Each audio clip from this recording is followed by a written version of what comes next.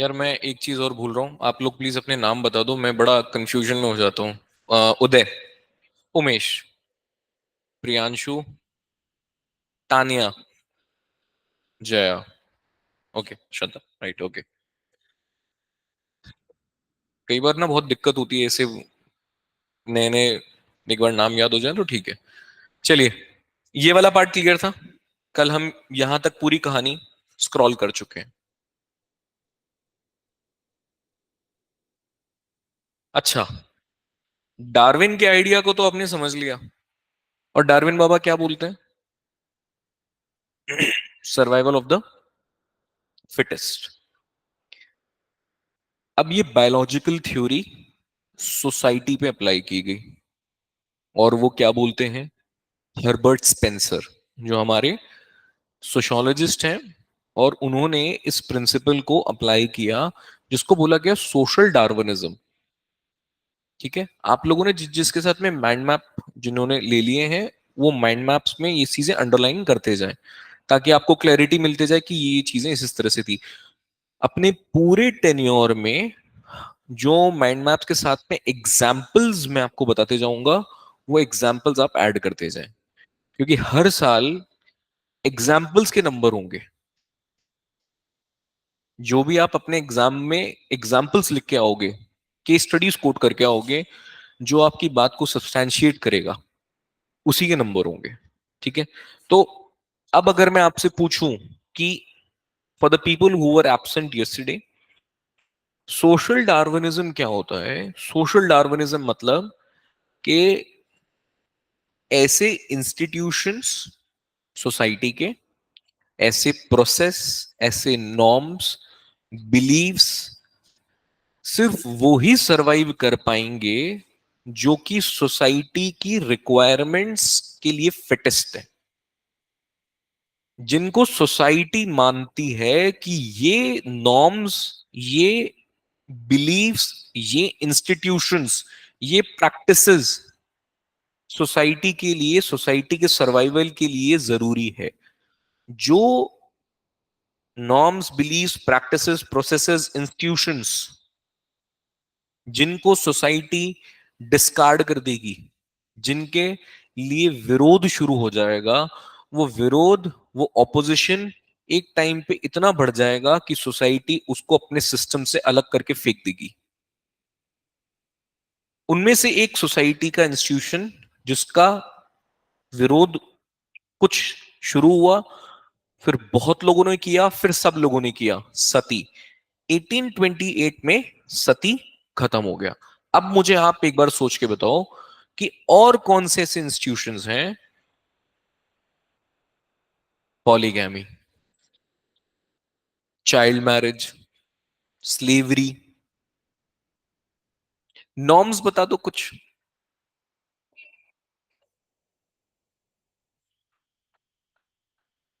Window remarriage. और बताओ। Women education को प्रमोट कर रहे हैं। कुछ और सोच पा रहे हो? देखो, तीन जगह में सोचना है हमेशा। एक इकोनॉमिक सिस्टम में जाके सोचो, फिर पॉलिटिकल सिस्टम में जाके सोचो, फिर सोशल सिस्टम में जाके सोचो। आपको तीनों जगह से एग्जाम्पल्स निकाल के लाने हैं। इन्वायरमेंट में सोचें क्या? ब्रटलैंड कमीशन के बाद में हमको ऐसा एहसास हुआ कि स्कूटर से जो धुआं निकलता है वो थोड़ा हानिकारक है, जो एसी से सीएफसीज निकल रहा है वो थोड़ा हानिकारक है। तो इन्वायरमेंट की कॉन्शियसनेस बढ़ी, तो डेवलपमेंट के पेस पे थोड़ी सी लगाम लगाई गई, और उसके आगे लगाया गया सस्टेनेबल डेवलपमेंट। ये वर्ड सस्टेनेबल डेवलपमेंट एक नॉर्म बन गया है आज की डेट में। आज से 20 साल पहले, या आज से 30 साल पहले, रियो दे जेनेरियो समिट के पहले लोग इन सब चीजों को कंसिडर नहीं करते थे। 1992 के पहले इसका कॉग्निजेंस नहीं था। धीरे धीरे कॉग्निजेंस भी हुआ, और उसके लिए एफर्ट्स भी किए गए। तो sustainable development is a norm. Now if you pollute the environment, कभी जिंदगी में सोचा नहीं था कि थैली अगर यूज करनी है तो मांगनी पड़ जाएगी। अरे प्लास्टिक, प्लास्टिक की कैटेगरी होती है कौन सी थैली आज आप यूज कर रहे हो, तो माइक्रो प्लास्टिक्स जो हैं वो नॉन बायोडिग्रेडेबल नेचर के होते हैं, तो उसको बैन कर दिया। अभी जो है वो बायोडिग्रेडेबल प्लास्टिक्स हैं। आपने कभी सोचा नहीं होगा कि आपका पेपर बैग्स आप यूज करोगे। ये क्या है? नॉर्म्स। तो सोशल डार्विनिज्म क्या है? ऐसे इंस्टीट्यूशंस, ऐसी प्रैक्टिसेस, ऐसे नॉर्म्स, ऐसे प्रोसेसेस जो सोसाइटी के सर्वाइवल के लिए, सोसाइटी के लिए फिटेस्ट नहीं है, वो सरवाइव नहीं कर पाएंगे, वो पेरिश कर जाएंगे। क्लियर है? हमारे इस प्रिंसिपल को सोशोलॉजी में एग्जीक्यूट करने वाले हर्बर्ट स्पेंसर। पूरी सोशियोलॉजी पेपर वन में कम से कम हर्बर्ट स्पेंसर का 50 से ऊपर बार नाम आएगा, और आपको हर्बर्ट स्पेंसर को बार बार कोट करना पड़ेगा। अर्ली पॉजिटिविस्ट है, और इसी चीज को, क्योंकि ये बात करते हैं एवोल्यूशन की, जैसे जैसे सोसाइटी एवोल्यूशन की स्टेजेस में आगे बढ़ती है, तो ऐसे इंस्टीट्यूशंस, ऐसे नॉर्म्स, प्रैक्टिसेस जो रिडंडेंट है, जो सोसाइटी के लिए फ्रूटफुल नहीं है, वो सब पीछे छूटते जाएंगे। और जब मॉडर्न सोसाइटी आएगी तो गर्ल एजुकेशन आएगा, एनवायरमेंटल कॉन्शियसनेस आएगी, विडो रीमैरिज होगी, सती को अबॉर्ट किया जाएगा, पीसीपीएनडीटी एक्ट्स आएंगे। ये सब क्या है? Evolution from a simple society to the modern society. तो एवोल्यूशनरी स्टेजेस में जैसे जैसे सोसाइटी आगे बढ़ेगी, वो अपनी जरूरतें खुद डिटरमाइन करेगी, और उन जरूरतों को अगर पूरा नहीं कर पाएगा कोई नॉर्म, प्रोसेस, इंस्टीट्यूशन, बिलीव या प्रोसेस, वो पीछे छोड़ दिया जाएगा। This is called as social Darwinism. ठीक है? नाउ अब आते हैं हम पॉलिटिकल फ्रंट पे। पॉलिटिकल फ्रंट में मैंने आपको बताया सबसे इंपॉर्टेंट रेवोल्यूशन का जो नाम होगा वो है फ्रेंच रेवोल्यूशन। अब फ्रेंच रेवोल्यूशन की कहानी और अमेरिकन रेवोल्यूशन की कहानी एक ही चीज पे टिकी हुई है, that is called as the principle of democracy. Democratic principle society में आए और सोसाइटी डेमोक्रेटिक नेचर की बने, लोग अपने हक को समझें और हक की बात करें, स्टेट को ये रियलाइजेशन हो कि उनकी ड्यूटी है अपने सिटीजन्स की तरफ, वेलफेयर करना भी एक ड्यूटी है। हम जिसको चाहेंगे उसको राजा बनाएंगे। राजा आज भी वही है, बस अब चुना जा रहा है किसके द्वारा? इलेक्शन हो रहे हैं। पहले हेरिडिटरी था। तो सोशोलॉजी में आपको पार्सन्स आगे आके एक टर्म देगा। एक होता है स्टेटस जो होता है अचीव्ड, और दूसरा होता है अस्क्राइब्ड। अस्क्राइब्ड स्टेटस जो आपका सरनेम है, अचीव स्टेटस जो आज आप जिसकी तैयारी कर रहे हो। आप आईएएस बनोगे तो आपके पापा और भाई बहन नहीं बनेंगे, आप ही बनोगे, that is called as achieve status. तो इज्जत आपको मिलेगी, लेकिन आपके सरनेम के साथ में जो इज्जत जुड़ी हुई वो भाई बहन, पापा मम्मी सबको मिलती है। राइट और रॉन्ग? इसीलिए तो बोल रहे थे ये बीजेपी का कैंपेन स्टार्ट कहां से हुआ था, जो कि सही भी था। कहीं ना कहीं ये बात सही भी थी।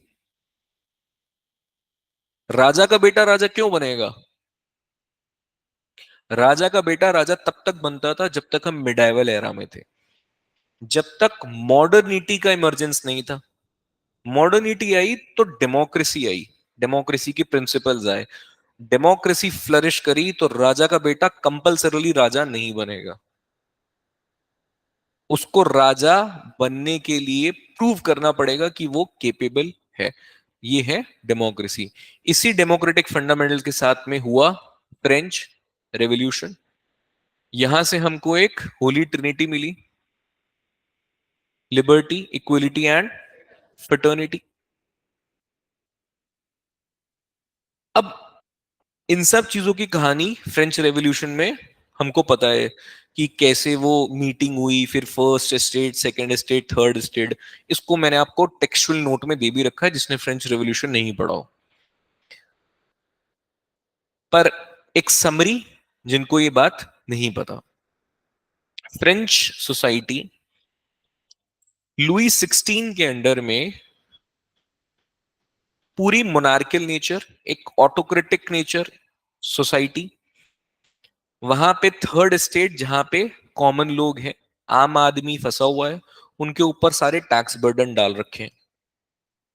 लुई 16 के तीन शौक, WWW, war, wine and wife. Wife का नाम, यस, एंटोनियो मेरी। वो है निहायती बदतमीज किस्म की औरत।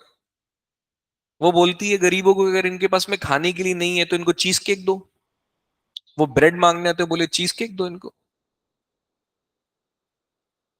तो गरीबी का मजाक उड़ा रहे हो। और इससे ये भी पता चल रहा है, अच्छा इस वाकये से, आपके एनसीईआरटी में जो ये वाकया डाला गया है उससे सिर्फ ये बताने की कोशिश की गई है कि राजा और प्रजा के बीच में जो गैप है वो इतना है कि उसको ये तक नहीं पता कि उसकी प्रजा कितनी गरीब है।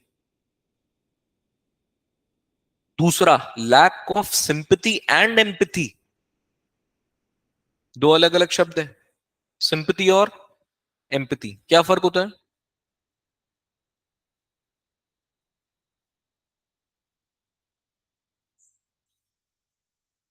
सिंपैथी बस वही है, सड़क से गए, आदमी नीचे लेटा हुआ है, एक्सीडेंट हो गया, अरे यार चोट तो आई होगी। एम्पैथी इज, गाड़ी रोकी, उसको देखने गए, एम्बुलेंस बुलाई, उसको हॉस्पिटल तक पहुंचाया। तो जब तक आप अपने आप को दूसरे के जूते में पैर रखते हुए नहीं देख सकते और नहीं रख पाते, वो सिंपैथी है। एंटीपैथी, गाड़ी रोकी नहीं, ना सिंपैथी है, ना मौखिक रूप से भी हमने उसका एक्नॉलेजमेंट नहीं किया कि बेचारे को लगी होगी। एंटीपैथी बढ़िया है, गिर गया। तीन टर्म्स होती है, सिंपैथी, एंटीपैथी एंड एम्पैथी। तो ना सिंपैथी ना एम्पैथी, ऊपर से एंटीपैथी। और तो थर्ड स्टेट ने परेशान होके इन सब चीजों से एक रेवोल्यूशन इनिशिएट किया कि अब हमको इस मोनार्कियल सिस्टम, इस नोबिलिटी से, ये पोप और किंग का जो नेक्सस है, हमको इससे बाहर आना है। जिसने पहले आवाज उठाई उनको ग्योलेटाइन कर दिया गया। लेकिन फ्रेंच रेवोल्यूशन में इन सब लोगों के सोच के पीछे जो आइडिया आया, उसके पीछे आइडियोलॉजी थी, जैसे मैंने आपको शुरुआत से बताया। उस आइडियोलॉजी में जो लोग शामिल थे उसे हम बोलते हैं द इंटेलेक्चुअल पुश। तो जो intellectual apparatus which was given by the scholars in the French society, तो वोल्टेयर, रूसो एंड मोंटेस्क्यू, उसी में से आप एक स्कॉलर को GS2 में भी पढ़ते हैं। Separation of power was given by, किसका था आइडियल सेपरेशन ऑफ पावर?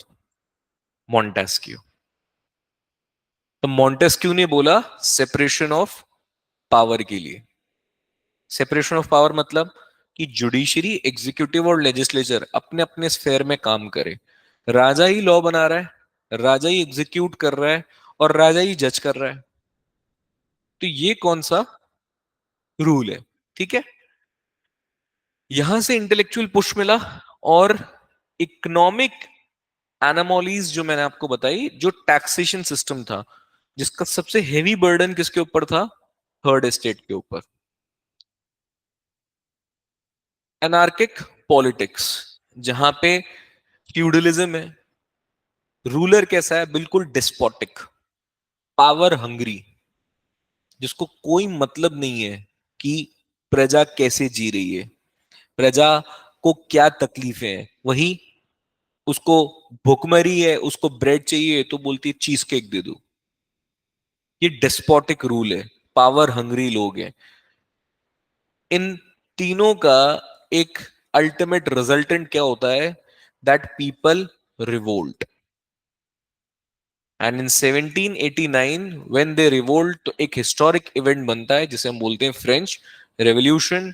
फिर वहां से फ्रेंच कॉन्स्टिट्यूशन बनता है, फिर जैकोबियन रीन ऑफ टेरर वगैरह भी फेस करती है फ्रेंच सोसाइटी। वो सब होते होते होते दुनिया को जो सबसे ज्यादा डेमोक्रेटिक आइडियल्स जिन दो देशों ने दिए, एक अमेरिका और दूसरा, इसको सबसे पहले अडॉप्ट करने वाली कंट्री कौन? ब्रिटिश। ब्रिटिश बहुत जल्दी कॉन्स्टिट्यूशनल मोनार्की बन गई थी। उनको पता था कि अपने मोनार्क को कैसे कॉन्स्टिट्यूशन के दायरे में रखना है। कॉन्स्टिट्यूशन क्या करता है? It delimits your functions, it delimits your responsibilities, it delimits your power. Weber आके आपको बताएगा सोशियोलॉजी में कि इंटरव्यू में कभी पावर वर्ड का यूज नहीं करना। जैसे ही आपने इंटरव्यू में पावर बोला, वो समझ जाएंगे कि भाई इसको नहीं लेना। क्यों? नेगेटिव कॉनोटेशन तो चलो एक हिस्सा है, जो एक कॉमन मैन अंडरस्टैंडिंग है, लेकिन वेबर ये भी बोलता है कि पावर जो है वो सबके साथ में अटैच्ड है। आपके पास में भी एक पावर है, आपके ताऊ जी के पास में भी एक पावर है, चाहे वो कुछ भी नहीं करते हो, पर फिर भी आप उनके पैर छूओगे। क्योंकि वो क्या है? क्योंकि वो हमारे रिश्ते में कुछ लगते हैं। तो पावर को जब लेजिटिमाइज कर दिया जाता है, तब वो अथॉरिटी बनती है। जब भी पावर को लेजिटिमाइज कर दिया जाएगा, तब वो अथॉरिटी बनेगी। तो ताऊ जी के पैर छूने के लिए हम इसलिए मजबूर है क्योंकि उनको ट्रेडिशन ने लेजिटिमाइज करके एक अथॉरिटी बनाया है। हमारे ट्रेडिशन मतलब हमारे संस्कार बोलते हैं बड़े हैं साहब, पैर छू। तो वो क्या है? Traditional authority. जिसको कैरिज्मा ने पावर दी है, हिटलर, कैरिज्मा था उसके अंदर में। आप दुनिया के बड़े से बड़े टेररिस्ट का नाम ले लो, they are all charismatic people. Parvez Musharraf क्या थे? कैरिज्मेटिक। महात्मा गांधी कैरिज्मेटिक। जो, मैं टेररिस्ट की बात नहीं कर रहा, मैं फ्लो में मैं से एक साथ कैटेगरी में काउंट मत करना इनको। कैरिज्मेटिक पीपल मतलब जिनकी पर्सनालिटी का ऑरा उनको मास से कनेक्ट करता है और लेजिटिमेसी दिलाता है कि हाँ, इसको वोट देना है इस बार। इसीलिए तो तुम 2014 से सुनते आ रहे हो, अब की बार कैरिज्मेटिक। दिमाग में एक आइडिया फीड कर दिया गया, द कैरिज्मेटिक अथॉरिटी। आपको पता भी नहीं चला कि जवाहरलाल नेहरू का कैरिज्मा कैसे उतर गया। जबकि कैरिज्मा की अगर मैं बात करूं, तो रघुराम राजन का और मनमोहन सिंह का, उनका भी अपना कैरिज्मा था। जिस इंसान ने इंडिया को ग्लोबलाइज्ड इकोनॉमी बनाया, ग्लोबल क्राइसिस से निकाला, वो इकोनॉमिस्ट मनमोहन सिंह थे। पर हर एरा में एक कैरिज्मा होता है।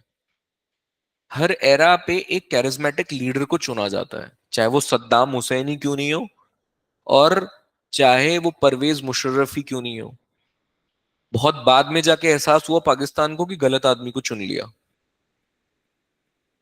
चाहे वो उसामा बिन लादेन क्यों नहीं हो, they are all charismatic authority. इनको मास इतना रेवर्ड क्यों करती है, इतना रिस्पेक्ट क्यों कर रही थी? इनके कैरिज्मा की वजह से। तो जो power legitimised by charisma of a individual being, that makes him a charismatic authority. जिस दिन तुम आईएएस बन गए और तुम्हारे हाथ में पावर आई, या एमपी या पीएम या सीएम या प्रेसिडेंट या गवर्नर, ये लोग क्या है? Legitimate authority. You guys are bestowed with power because of you have been legitimized by law, by the constitution, by the rule, any rule or law of this country, या constitution ने बताया कि भाई ये आदमी अब आईएएस बन चुका है, यूपीएससी की उस पीडीएफ में नाम आया, और दुनिया अगले दिन से सलाम ठोकना शुरू। तो क्या है उस यूपीएससी की पीडीएफ में? नीचे जो लिस्ट दे रखी है वो उतनी इंपॉर्टेंट नहीं है, जो ऊपर लिखा है टॉप पे, यूनियन पब्लिक सर्विस कमीशन, और नीचे चेयरमैन साहब के साइन, वो बता देंगे कि हाँ, अब इसको हम पावर दे रहे हैं, that is called as legitimate authority. उसी का एक पार्ट है ब्यूरोक्रेसी। तो पावर अगर इलेजिटिमेट है, ठीक है, या अथॉरिटी अगर इलेजिटिमेट है, तो उसे हम पावर बोलेंगे। इलेजिटिमेट पावर को कोई नहीं मानता। अकॉर्डिंग टू वेबर, ये जो मस्कुलर पावर है, ये इलेजिटिमेट है। इसको कोई भी लेजिटिमेसी किसी भी फॉर्म में नहीं मिली हुई है। और अगर कोई अथॉरिटी जिसके पास में लेजिटिमेसी नहीं है, तो वो पावर है, और power is a negative connotation. Power when legitimised by society, हर पावर नेगेटिव नहीं होती है। You will have the power, she will have the power, they have the power, they had the power, पर सबका अपना अपना एक जोन था। ठीक है। हाँ जी। तो रेवोल्यूशन हो गया। रेवोल्यूशन होने के बाद में वही ओल्ड फ्यूडल सिस्टम अब नए सिस्टम की तरफ मूव करता है, और उस सिस्टम को थोड़े दिनों बाद में हम कैपिटलिज्म के नाम से जाने लग जाते हैं। एक कैपिटलिस्ट मॉडर्न सोसाइटी हमारे सामने आती है। Democracy, liberty, fraternity. मॉन्टेस्क्यू भावा ने एक चीज और दी थी दुनिया को, सेपरेशन ऑफ पावर, जिसके बिना आप चल भी नहीं पाओगे दो कदम आगे। कोई भी कंट्री सेपरेशन ऑफ पावर का अगर फंडामेंटल फॉलो नहीं कर रही है, they are bound to collapse. नहीं अगर मानते हो तो नॉर्थ अमेरिका देख लो। ओ, नॉर्थ नॉर्थ कोरिया देख लो, या ऐसी कंट्रीज, मिडल ईस्ट की ऐसी कंट्रीज जहां पे अभी भी मोनार्क पावरफुल है। कॉन्स्टिट्यूशनल मोनार्की है कई जगह पे, लेकिन कॉन्स्टिट्यूशन का अल्टीमेट काम क्या होता है? आपको दायरे में रखना। मोनार्की है, लेकिन फिर भी कॉन्स्टिट्यूशन है, और जहां कॉन्स्टिट्यूशन है वहां पे कहीं ना कहीं राइट्स होंगे ही होंगे। रिसेंटली कौन सी मिडिल ईस्ट कंट्री है जहां पे वुमेन्स को ड्राइविंग लाइसेंस दिया गया?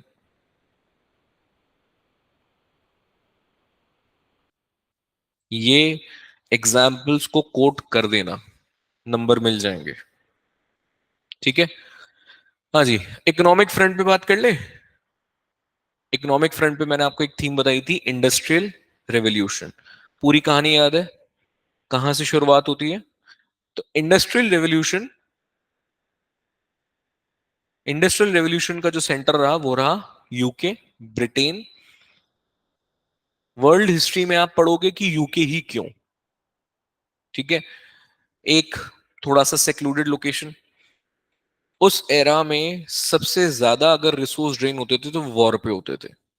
यूके की लोकेशन ऐसी कि वो किसी के साथ में वॉर पे आता ही नहीं था, क्योंकि चारों साइड से तो पानी है, तो कोई पहुंचेगा उससे पहले तो वो, दूसरा रिसोर्सेस ठीक ठाक थे, तीसरी बात पैसों की कोई कमी हो ही नहीं सकती है। कारण, चोर को कैसी कमी भाई? चोरी, जो चोरी करना जानता है उसके पास पैसों की कभी कमी होगी नहीं, क्योंकि जैसी वॉलेट खाली हुआ जाके किसी और का मार लिया। तीसरी चीज, नेक्स्ट इंपॉर्टेंट चीज, कि जब भी कोई सोसाइटी अभाव से बाहर निकलती है या अभाव में रहती है, वो अपने आप ऐसे चीजों को खोजने लग जाती है जो उनको एवोल्यूशन में आगे ले जाए, जो उनको प्रोग्रेस पे ले जाए। नहीं जानते हो, अगर नहीं रिलेट कर पा रहे हो इस चीज को, तो ट्राइबल सोसाइटी को देखो। ट्राइबल सोसाइटी अभाव में रहते हैं, जंगल में आपके पास में रिसोर्सेज नहीं है, लेकिन फिर भी वो जिंदा है, स्वस्थ है, हर साइकिल को निभा रहे हैं, और सर्वाइवल इंस्टिंक्ट्स उनके इतने जबरदस्त हैं कि उनको हर चीज का यूटिलाइजेशन पता है जो आप सोच भी नहीं सकते। इसी तरीके से सिंध रीजन में रहने वाले लोग, they know to use resources to the best of their utilisation. रेगिस्तान में रहने वाले लोग, आइलैंड पे रहने वाले लोग, कोस्टल रीजन में रहने वाले लोग, उनको पता है कि रिसोर्सेस बहुत कंस्ट्रेन्ड है, तो उसको ऑप्टिमली कैसे यूज किया जाए। सेम केस यूएस यूके के साथ में भी था। रिसोर्स का ऑप्टिमल यूटिलाइजेशन, अभाव में रहती हुई सोसाइटी, जितना सिविलाइज्ड आप यूके को मानते हो, वो सिविलाइजेशन बहुत बाद में आई है। देवर मोस्टली नोमैडिक्स, ढूंढ रहे थे चीजों को, जो मिल जाए वहीं पे सर्वाइवल स्टार्ट है। ठीक है। So with industrial revolution economic change सबसे बड़ा क्या होता है? जो पहले फ्यूडल सोसाइटी थी, अब क्या बन गया? एक कैपिटलिस्ट सोसाइटी। अब वो सोसाइटी प्रोड्यूस कर रही है, और प्रोडक्शन की वजह क्या है? फैक्ट्री। और फैक्ट्री में प्रोडक्शन सिर्फ उस स्केल का नहीं हो रहा है जिसमें कि आपकी और मेरी जरूरतें पूरी हो जाए, वो पूरी दुनिया की जरूरत पूरी कर सकते हैं, क्योंकि अब चीजें हाथ से नहीं बन रही है, अब मशीन से बन रही है।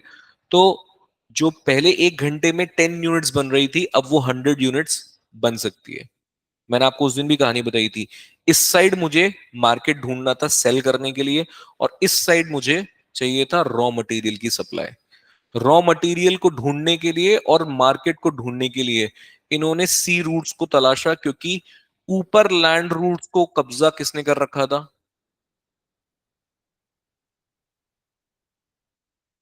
यस, दूसरे एम्पायर्स थे उसमें, Arabs one of the prominents, Greek, Romans, ये वो लोग थे जिन्होंने यूरोप से आने वाला जो रास्ता था, टर्क्स, ये लोग वो लोग थे जिन्होंने पूरा वो रास्ता हड़प रखा था, और उनसे जीतना पॉसिबल नहीं था, क्योंकि अगेन उनका सर्वाइवल इंस्टिंक्ट इतना जबरदस्त था कि वो मारने के पहले सोचते नहीं थे।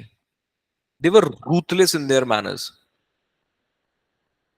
आपने देखा होगा हमारे यहाँ पे जो सबसे बड़े लुटेरा आया, उसका नाम क्या था?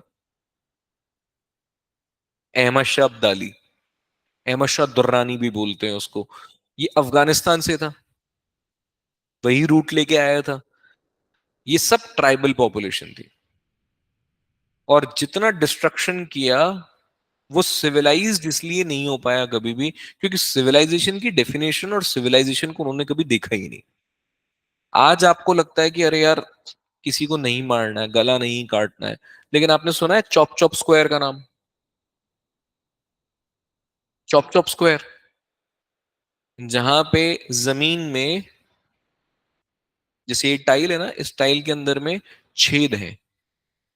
वो छेद किस लिए है? क्योंकि आपकी पब्लिक बिहेडिंग होगी, आपको पब्लिकली चॉप चॉप किया जाएगा, तो आपके शरीर से जो खून निकलेगा वो उन टाइल से होता हुआ जमीन में चला जाए, और फिर वो जो आपकी बिहेडेड बॉडी होगी, कटी हुई बॉडी होगी, उसको किसी एक बहुत बड़े फ्लेक्स पे और उस पे आराम से टांगेंगे, और लोगों के अंदर इस चीज का खौफ पैदा करेंगे कि if you do such an act, जो कि ट्रेचरी है, रेप है, इस तरह की कुछ चीजें, जिसको पब्लिकली पनिश किया जाएगा आपको। और इस तरह से उस जगह का नाम है chop chop square.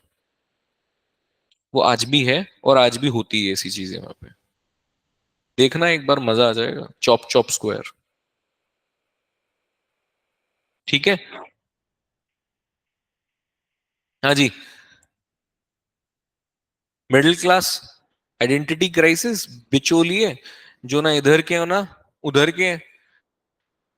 Feudal estates खत्म, लैंडलॉर्ड्स खत्म, क्योंकि अब किसका डोमिनेंस है? मिडिल क्लास का, जो माल इधर से ले जा रहा है और उधर बेच रहा है। यही हॉकिंग्स, यही थॉमस रो, ये सब कौन थे जो जहांगीर के और इसके कोर्ट में आए थे? Hector Munro, William Hawkins, Thomas Roe, ये सब कौन थे? ये सब बिचौलिए थे। ये सब कुछ सिर्फ ये क्या करने आए थे? ट्रेड करने। आज भी जिनके आगे नाम ट्रेड लगा रहा है ना, ट्रेडिंग एंटरप्राइजेस, ट्रेडिंग का मतलब इधर से माल खरीदना और आगे वाले को बेचना, उसके बीच में जो परसेंटेज बन गया, that is called as profit, वो अपनी जेब में रखते हैं। ये होते हैं ट्रेडर्स। ठीक है।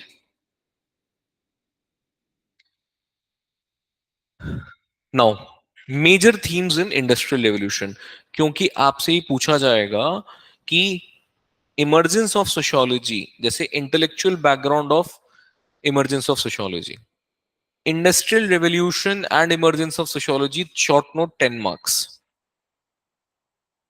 तो आपको ये वहां पे जस्टिफाई करना पड़ेगा, फ्रेंच रेवोल्यूशन से जस्टिफाई करना पड़ेगा। मैं आपको इसलिए इन चीजों पे इतना टाइम स्पेंड कर रहे हैं हम क्योंकि ये 10 मार्कर है। अदरवाइज मैं आपको माइंड मैप में भी नहीं देता कि सीधा 10 मार्कर है, ये आपको नंबर देके जाएंगे, आपको जस्टिफाई करना पड़ेगा ये कि कैसे industrial revolution contribute to the emergence of sociology. French revolution sociology के इमरजेंस में कैसे, क्योंकि सोशियोलॉजी के इमरजेंस क्या है, चेंज। किस तरीके से चेंज को स्टडी करने के लिए सोशियोलॉजी आई, पर वो चेंज लाने वाला कौन, यही फ्रेंच रेवोल्यूशन, यही इंडस्ट्रियल रेवोल्यूशन, यही साइंटिफिक रेवोल्यूशन, यही कमर्शियल रेवोल्यूशन। तो इसीलिए हम इसकी थीम्स देखते हैं कि क्या क्या हुआ इंडस्ट्रियल रेवोल्यूशन में, क्या हुआ फ्रेंच रेवोल्यूशन में, जिसकी वजह से चेंज आया, और चेंज को स्टडी करने के लिए सोशियोलॉजी आया। हाँ जी। Firstly, condition of labour. पहले कंडीशन क्या थी, जैसे मैंने आपको फ्रेंच रेवोल्यूशन में ये बताया, पॉवर्टी रिडन, हंगर। लेबर मतलब सिर्फ स्टेट को सर्व करने वाला एक ह्यूमन एंटिटी जिससे आप जो चाहे काम करवा लो। पर इस लेबर का स्किल बेस्ड रिन्यूमरेशन, असली रिन्यूमरेशन मॉडर्न सोसाइटी में हुआ। राजा के दरबार में जाके गाना गा दिया तो उसकी कोई बहुत बड़ी कीमत नहीं थी, सोसाइटल रिकॉग्निशन बहुत बड़ा नहीं था। पेंटर्स का, फोक आर्टिस्ट का, या कोई भी और, उनका बहुत बड़ा सोशल रिकॉग्निशन नहीं था। ये सोशल रिकॉग्निशन कब आया, पेंटिंग जितनी महंगी पेंटर उतना अच्छा,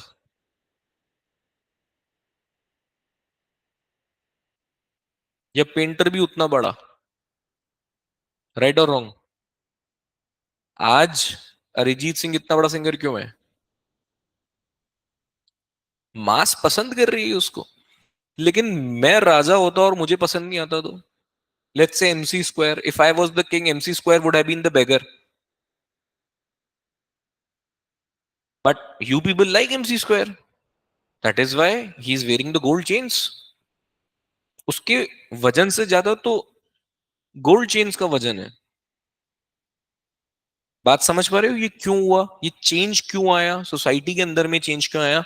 बिकॉज ये जो लेबर था, जो अपने लेबरर से जाना जाता है, इस लेबरर की असली कीमत, लेबरर जो लेबर पुट कर रहा है, this labour is actually the skill that I carry. Labourer कौन, जो लेबर को एग्जीक्यूट कर रहा है। तो जो लेबर की असली प्राइस आई, उससे लेबरर की कीमत बढ़ गई, और वो डिटरमाइन किया सोसाइटी ने।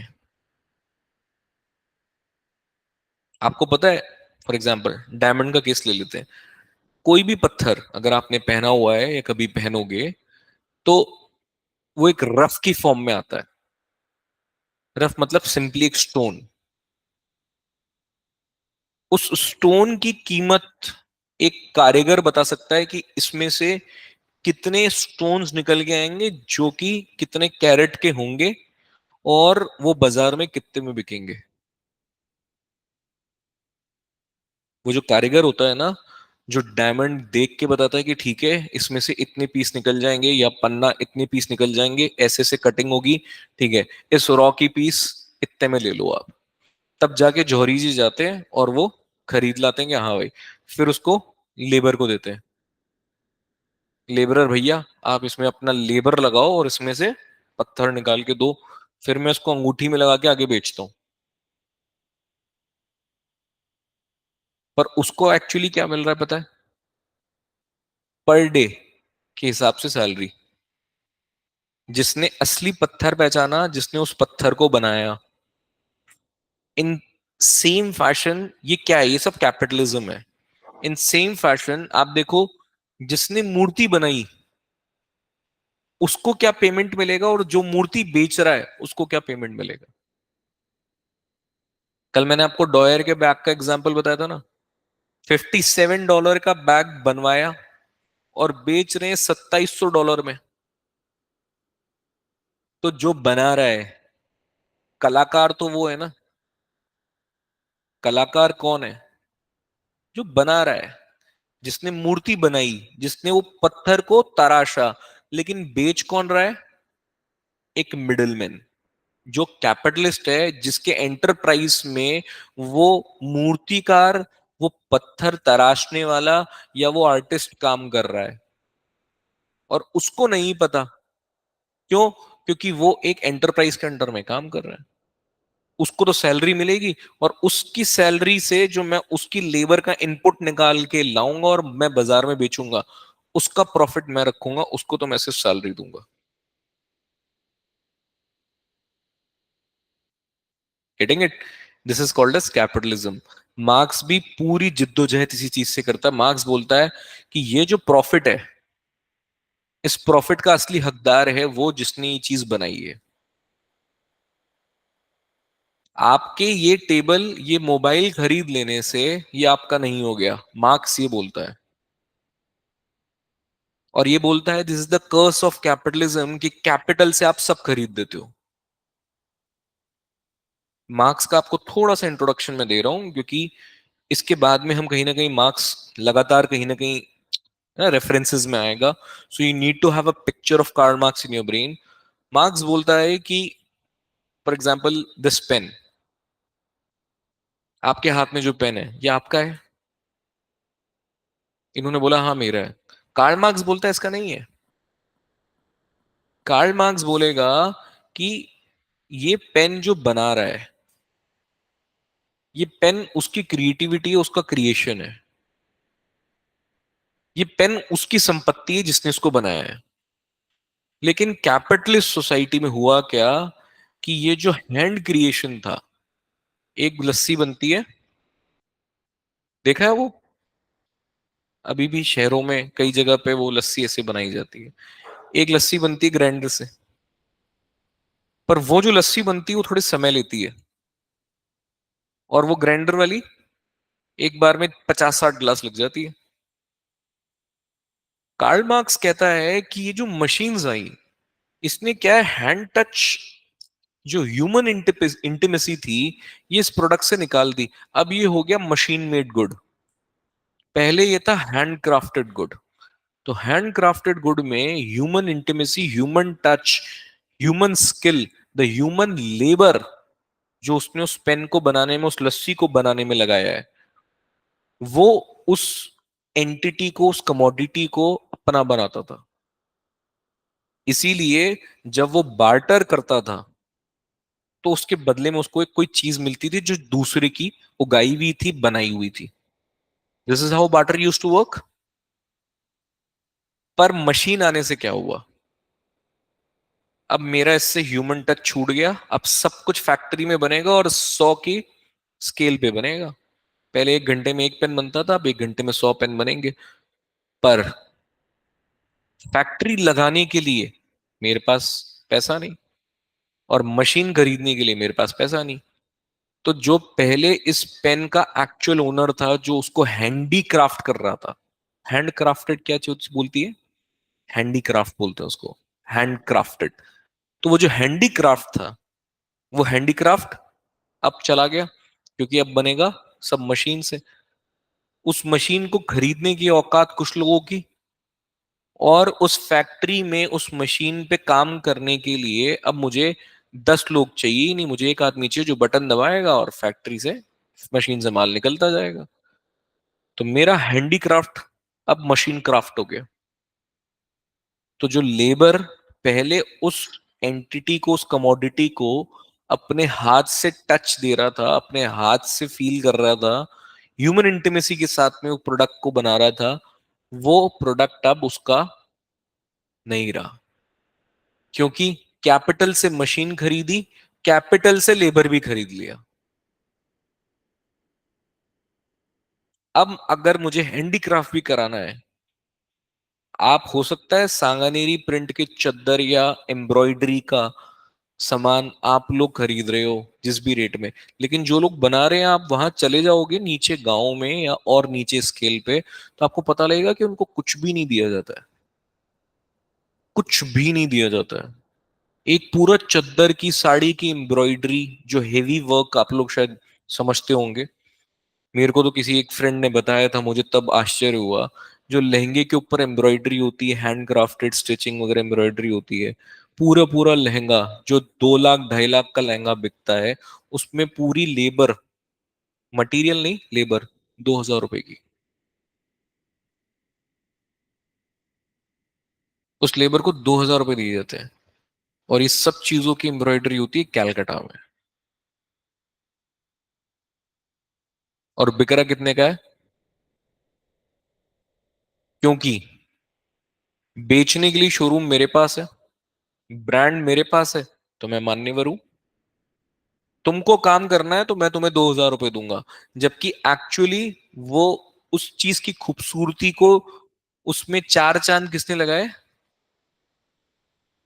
कार्ल मार्क्स बोलता है यही दिक्कत है कैपिटलिस्ट सोसाइटी की, जिसके पास कैपिटल है चीज उसी की हो जाती है। उस 2 लाख का लहंगा कल तक मान्यवर में रखा हुआ था, जैसे ही आपने 2 लाख रुपए दिए वो आपका हो गया। यही बात इन्होंने भी पेन के लिए बोली कि पेन तो मेरा है, बिकॉज कैपिटल है मेरे पास में। मैंने क्यों, मेरा है, पैसे दे के लिए हैं साहब। मार्क्स की सबसे बड़ी दिक्कत यह है कि पैसों से आप सब कुछ खरीद पा रहे हो, but this is not the way a society a system should work. ये कौन बोल रहा है? Karl Marx. अब कार्ल मार्क्स कब लिख रहा है? जब ये आया है, इंडस्ट्रियल रेवोल्यूशन आया है सोसाइटी में, इंडस्ट्रियल रेवोल्यूशन के चेंजेस आए हैं सोसाइटी में। उन चेंजेस को देख के कार्ल मार्क्स थोड़ा सा दुखी है। कार्ल मार्क्स को लग रहा है कल तक जो आदमी कलाकार था, आज उसका आकार ही खराब हो गया, बेचारा लेबर है। कौन है कलाकार? आज मैंने फाउंडेशन बैच में भी बताया, कौन है कलाकार? जो अपने कल को आकार दे सके वो है कलाकार। कलाकार, कल को आकार देने वाला कलाकार। आज कलाकार कौन है? जो सबसे ज्यादा पैसा लेगा वो सबसे बड़ा कलाकार। नहीं? चलिए, ये पॉइंट क्लियर है। अब पॉवर्टी की बात की गई तो सोशोलॉजिस्ट लेबर की कंडीशन को एनालाइज करते हैं। सोशोलॉजिस्ट बोलते हैं कि जो ये समाज बता रहा है कि पॉवर्टी एक नेचुरल कॉज है,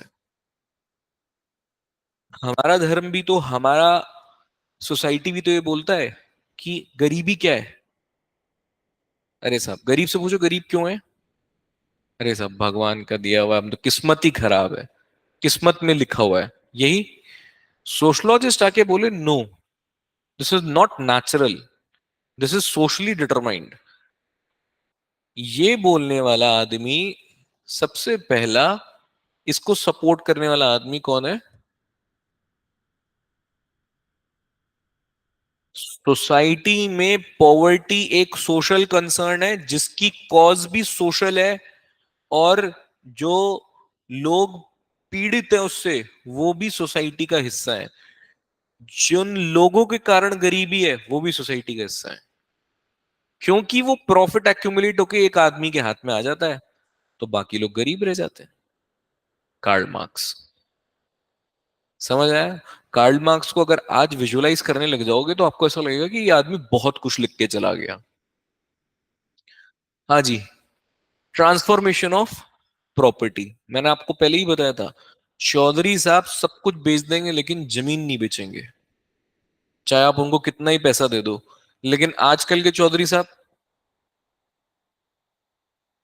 कीमत पे डिपेंड करेगा कि जमीन बिकेगी कि नहीं बिकेगी, बिकाऊ है कि नहीं है। Property, property is related to economic privilege. एंटेला कितना महंगा है?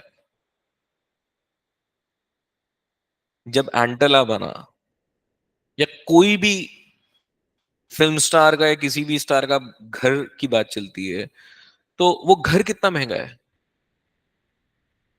और उसमें ये लगा हुआ है, ये लगा है, एक फ्लोर तो सिर्फ उसमें थिएटर की है, एक सिर्फ जिम की है। ये हैं डिबेट्स, ये हैं डिस्कशंस, ये हैं डिटेल्स जो अखबार में आ रही हैं, न्यूज में चल रही है। पर मकान को घर कौन बनाता है? उसमें रहने वाले लोग। पर प्रॉपर्टी आज किस चीज का सिंबल है? स्टेटस। आपके पास में जितनी प्रॉपर्टी है आप उतने पावरफुल हो। पहले आपके पास में जो जमीन है वो आपकी प्रिविलेज से एसोसिएट होती थी। एक किसान अपना सब कुछ बेच देता है, जमीन नहीं बेचता। उस पे वो खेती करके मानेगा, चाहे उससे कुछ भी नहीं निकल रहा हो, लेकिन वो बेचेगा नहीं। उसकी जमीन से एक अलग अटैचमेंट है, वो जमीन को नहीं जाने देगा। लेकिन आज कौन सा किसान कितना बड़ा है वो कैसे पता चलेगा? कितना प्रॉपर्टी है उसके पास में। ये किसकी देन है? कैपिटलिज्म की। क्योंकि जितना हिस्सा उतनी कीमत। If I have that this portion of land and you have that entire piece, कीमत तो उतनी होगी, लेकिन multiply by 1 and multiply by 12, क्योंकि इस जैसे 12 हिस्से हैं आपके पास में। ये क्या है? कैपिटलिज्म। तो कैपिटलिज्म के आने से क्या हुआ कि जो प्रॉपर्टी थी, अब प्रॉपर्टी किससे सिंबॉलिक होने लग गई? आपके सोशल स्टेटस से, आपकी इकोनॉमिक पावर से, और आपके पॉलिटिकल पावर से भी। सोशलॉजी के पेपर 2 में मैं आपको बताऊंगा कि जाट डोमिनेंस क्यों बढ़ा हरियाणा में। Why Jat became the dominant community. Rajasthan में जाट्स को ओबीसी स्टेटस दिया जाता है, हरियाणा में नहीं दिया जाता। क्यों? वहां मेजोरिटी में है साहब। Jats were not the part of Kshatriyas, they were not Brahmins, they were not Vaishyas. Who were Jats? पर बोल के देख लो ये बात। Jats are the dominant community here. जब आपके चौधरी चरण सिंह जी वहां पहुंच सकते हैं, और आपके हुडा साहब और बाकी साहब जितने भी हैं सब वो सीएम है, कोई पीएम है, तो फिर बोल नहीं सकते हो कि आप जाट कौन है। इसे बोलते हैं डोमिनेंट कास्ट। डोमिनेंट कास्ट में बोला जाता है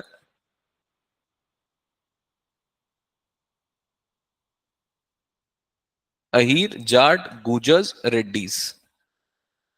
अजगर।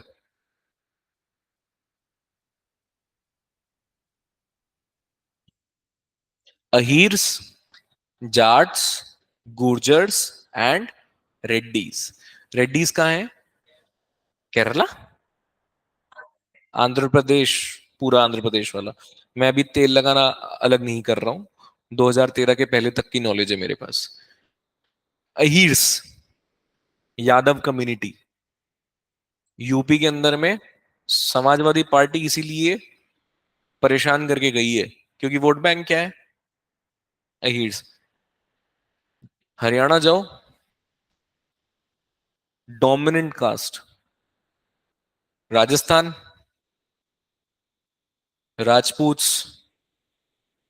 राजस्थान, हमारी कम्युनिटी हिलेगी नहीं। पूरा पावर सेंटर किसके पास में है? कौन सी कास्ट है जिसने पावर सेंटर होल्ड कर रखा है? पेपर 2 में एक कंसेप्ट आएगा आपके पास में, डोमिनेंट कास्ट। उन डोमिनेंट कास्ट में एक क्राइटेरिया कि कोई भी कास्ट डोमिनेंट कास्ट कब बनती है। पहला, जब वो न्यूमेरिकल टर्म्स में मेजोरिटी में हो, पॉपुलेशन होनी चाहिए उनकी। दूसरा, उनके पास में लैंड होना चाहिए। लैंड ओनरशिप उनके पास में होनी चाहिए, ताकि उनकी इकोनॉमिक, इनमें से कौन सी कम्युनिटी है जो आपको सिविल सर्विसेज में या गवर्नमेंट जॉब में रिफ्लेक्शन दे रही है?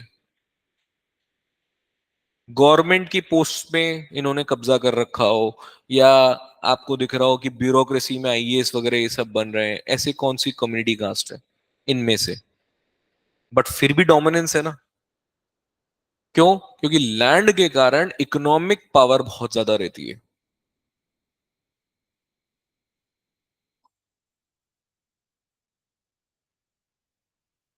सरकारी मतलब सिविलियन ना, डिफेंस कभी भी सिविल में नहीं आता। अरे अच्छी, मैं कहाँ कह रहा हूं बुरी होती है। मैं तो कह रहा हूं चौधरी चरण सिंह जी को, या आप किसी भी, आप अभी एक बार दिया कुमारी जी को बोल के देखो, आप राजेंद्र राठौड़ को बोल के देखो, आप राज्यवर्धन राठौड़ जी को बोल के देखो, आप नहीं बोल सकते हो कोई भी। आप डेरोगेटरी कमेंट अगर करना चाहो तो आप नहीं कर सकते हो, क्योंकि politically they are very established. Dominant caste के फिनोमेना में इकोनॉमिक पावर और तीसरा पॉलिटिकल पावर। जैसे ही आपके पास में इकोनॉमिक पावर आई, आपके पास में न्यूमेरिकल स्ट्रेंथ है, लोग आपको नेता बना देते हैं, आप नेता बने, आप पॉलिटिकल पावर अचीव कर लो, उसके बाद में कोई मैटर नहीं करता कि आप आईएएस बनो कि नहीं बनो। अच्छा, जो आप बात कर रहे हो, आपको अहीर्स कितने मिलेंगे फौज में आप मुझे बताना, आपको रेड्डीज कितने मिलेंगे आप मुझे बताना, गुजर्स कितने मिलेंगे आप मुझे बताना। राजपूत है कॉम्बिटेंट रेस है, सिख कॉम्बिटेंट रेस है, गोरखा कॉम्बिटेंट रेस है, जाट कॉम्बिटेंट रेस है। इनका ओरिजिन ही कहां से हुआ है? ये सब वॉरियर रेसेस हैं, ये सब वॉरियर लोग थे हमेशा से।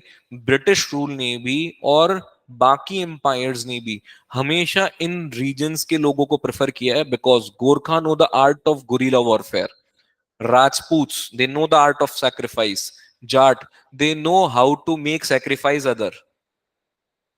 वो दूसरों को गला काटना जानते हैं, राजपूत खुद का कटवा लेगा। गोरखास को क्यों प्रेफर किया था? गोरिल्ला वॉरफेयर के कारण। पहाड़ी इलाके के अंदर में गोरिल्लास का कोई काट नहीं था। सरकारी मतलब, अच्छा दूसरा, डिफेंस वालों की जॉब इतनी सुकूनदायक नहीं होती है, बेचारे कल मरे हैं 5। दूसरा, एडमिनिस्ट्रेटिवली याद रखना, दो अरीना होते हैं हमारे देश के अंदर में, डिफेंस मिनिस्ट्री के अंडर में, और आप जो जहां जा रहे हो वो सब सिविलियन, आपको डीओपीटी कंट्रोल करेगा। आप जिस भी सर्विस में जाओगे, आईपीएस में गए, home ministry, revenue services finance ministry, IRTS हुआ रेलवे मिनिस्ट्रीज, ये सब सिविलियन गवर्नमेंट है, ये सब सिविल सेक्शन के लोग हैं। डिफेंस के लोग, उनका एडमिनिस्ट्रेशन, उनकी पेज, उनका जुडिशियल सिस्टम कॉमन कोर्ट नहीं कर सकता है। They have a separate court, yes, court marshals, ये सब अलग होता है, इनका पूरा सिस्टम ही अलग होता है, इनकी कैंटीन्स अलग, इनका व्हीकल्स अलग, इनकी व्हीकल नंबर्स अलग। आप इनको कहीं भी रिस्ट्रिक्ट नहीं कर सकते हो। इनफैक्ट फंडामेंटल राइट्स भी नहीं होते हैं हमारे सोल्जर्स के पास में। They have a restricted power in terms of fundamental rights also. आप नहीं बोल सकते हो कैमरे में कुछ, आप नहीं लिख सकते हो articles, freedom of speech and expression prohibited होता है। डोमिनेंट कास्ट के फिनोमेना में जो एनालाइज किया गया, इस पूरी केस स्टडी को पेपर 2 में बढ़ाऊंगा, 3 फैक्टर्स प्रोडोमिनेंट रहे: economic power, numerical strength and political power. इन 3 चीजों के साथ में ये कास्ट हमारे यहाँ पे अलग अलग रीजन्स में डोमिनेंस में दिखी, और इनके पीछे पॉलिटिकल पार्टीज उभर के आई। यहां से समाजवादी पार्टी उभर के आई, टीडीपी। आपको पता है, अगर आपको यहाँ राजस्थान में इलेक्शन जीतना है तो आपको राजपूत का या गुर्जर वोट बैंक, आपको दोनों चाहिए। आपको हरियाणा में इलेक्शन जीतना है, जाट से बैर कर ही नहीं सकते आप, सवाल ही नहीं है। ठीक है,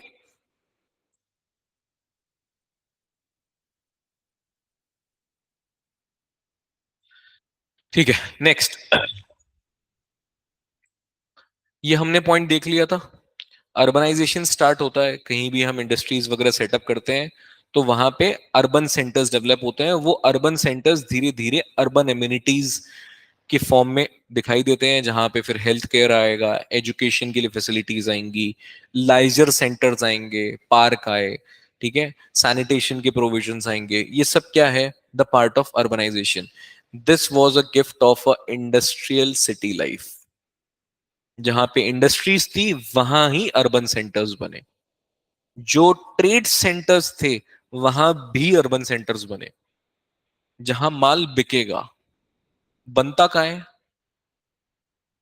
दिल्ली में माल बनता नहीं है, दिल्ली में माल बिकता है। बनता कहीं और है। अगर आप इंडस्ट्रियल हब की बात करोगे तो हरियाणा साइड में रेवाड़ी तक आपको इंडस्ट्रियल हब दिखेगा। वो है इंडस्ट्रियल हब, वहां बनेगा। आपको उत्तर प्रदेश नीचे की साइड जाओगे, वहां आपको दिखेगा माल बनता हुआ। कन्नौज का परफ्यूम आके दिल्ली में बिकता है, वो भी चांदनी चौक में, ओल्ड दिल्ली के अंदर में। कन्नौज में बन रहा है। पर वो तो जो ट्रेडिंग सेंटर्स थे, जहां पे ट्रेड हो रहा था चीजों का, कैपिटल दो माल ले जाओ, वो भी अर्बन सेंटर्स बन के आए। दुनिया की डायमंड कैपिटल कौन सी है?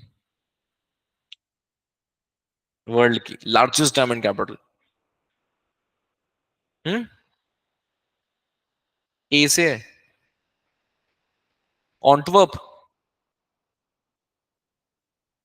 या एम्स्टरडेम?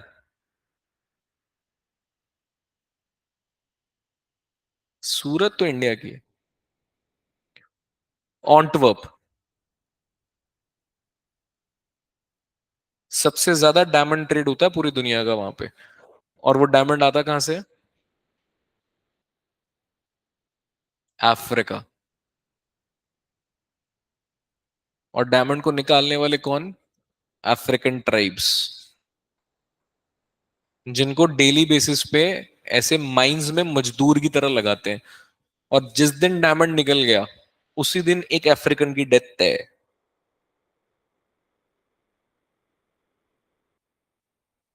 जिसको मिल गया ना, वो उस माइन से जाएगा और दुनिया से भी जाएगा। क्योंकि जहां भी एक बार डायमंड डिस्कवर हुआ, तो you know that there is a potential के आगे और भी सामान मिलेगा।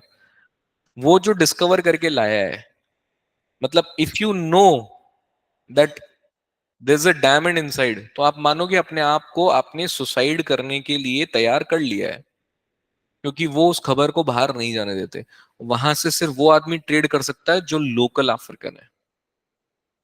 बाहर का कोई भी आदमी ट्रेड नहीं कर सकता। जो लोकल माफियाज हैं, उनको यूरोपियन लग्जरियस गिफ्ट देके वहां से डायमंड खरीद लिया जाता है। डायमंड की डिमांड और सप्लाई लंदन से कंट्रोल होती है। ऑन्टवर्प में ट्रेड होता है। जो शायद कुछ डॉलर्स का डायमंड है, वो हजारों डॉलर्स में बिकता है। The rate is decided by the London, जो वहां पे लंदन में ट्रेड सेंटर है डायमंड का, वहां से डिसाइड होता है। लंदन के अंदर में एक ट्रेजरी है, वहां पे ये सारे डायमंड स्टोर होते हैं और एक्सचेंज होते हैं ऑन्टवर्प में। वहां से बोली तय होती है। छोड़ो, इतना कहाँ अंदर जाओगे। फैमिली रिलेशंस, ये मैंने आपको बताया था। गांव का आदमी शहर में उठ के आएगा, और फिर थोड़े दिन बाद में अपनी बीवी बच्चों को भी ले जाएगा कि भाई ठीक है, आओ अर्बन सेंटर में रहते हैं। तो इंडस्ट्रियल रेवोल्यूशन आया, इंडस्ट्री सेटअप हुई।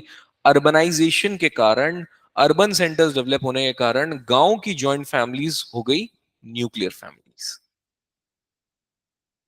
तो रिश्ते टूटने लगे।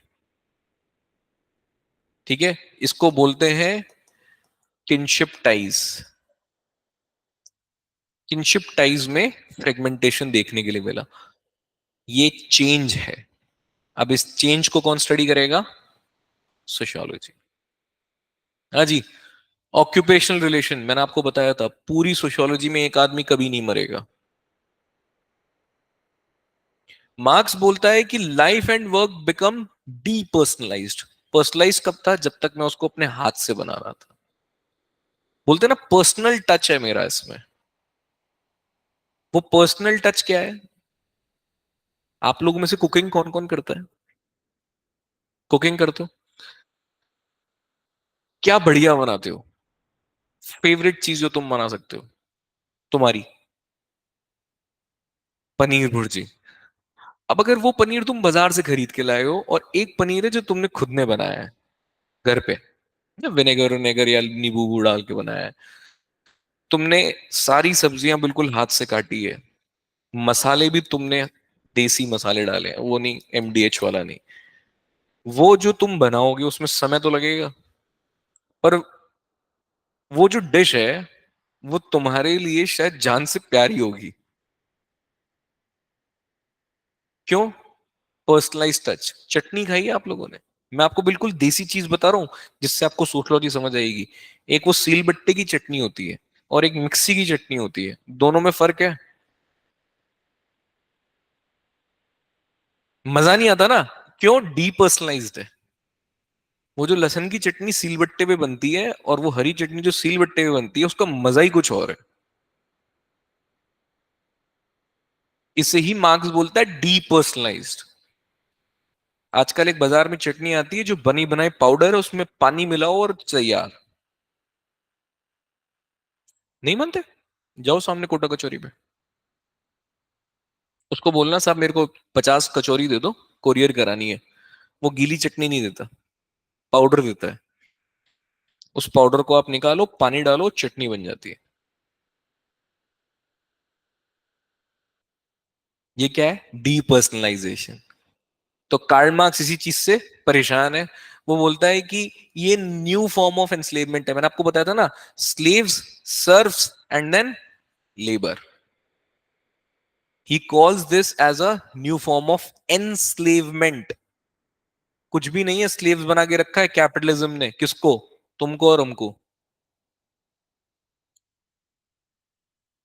सैमसंग के फोन की कीमत याद है ना? आप कितने में खरीद रहे हो? बाकी पैसा किसके पास?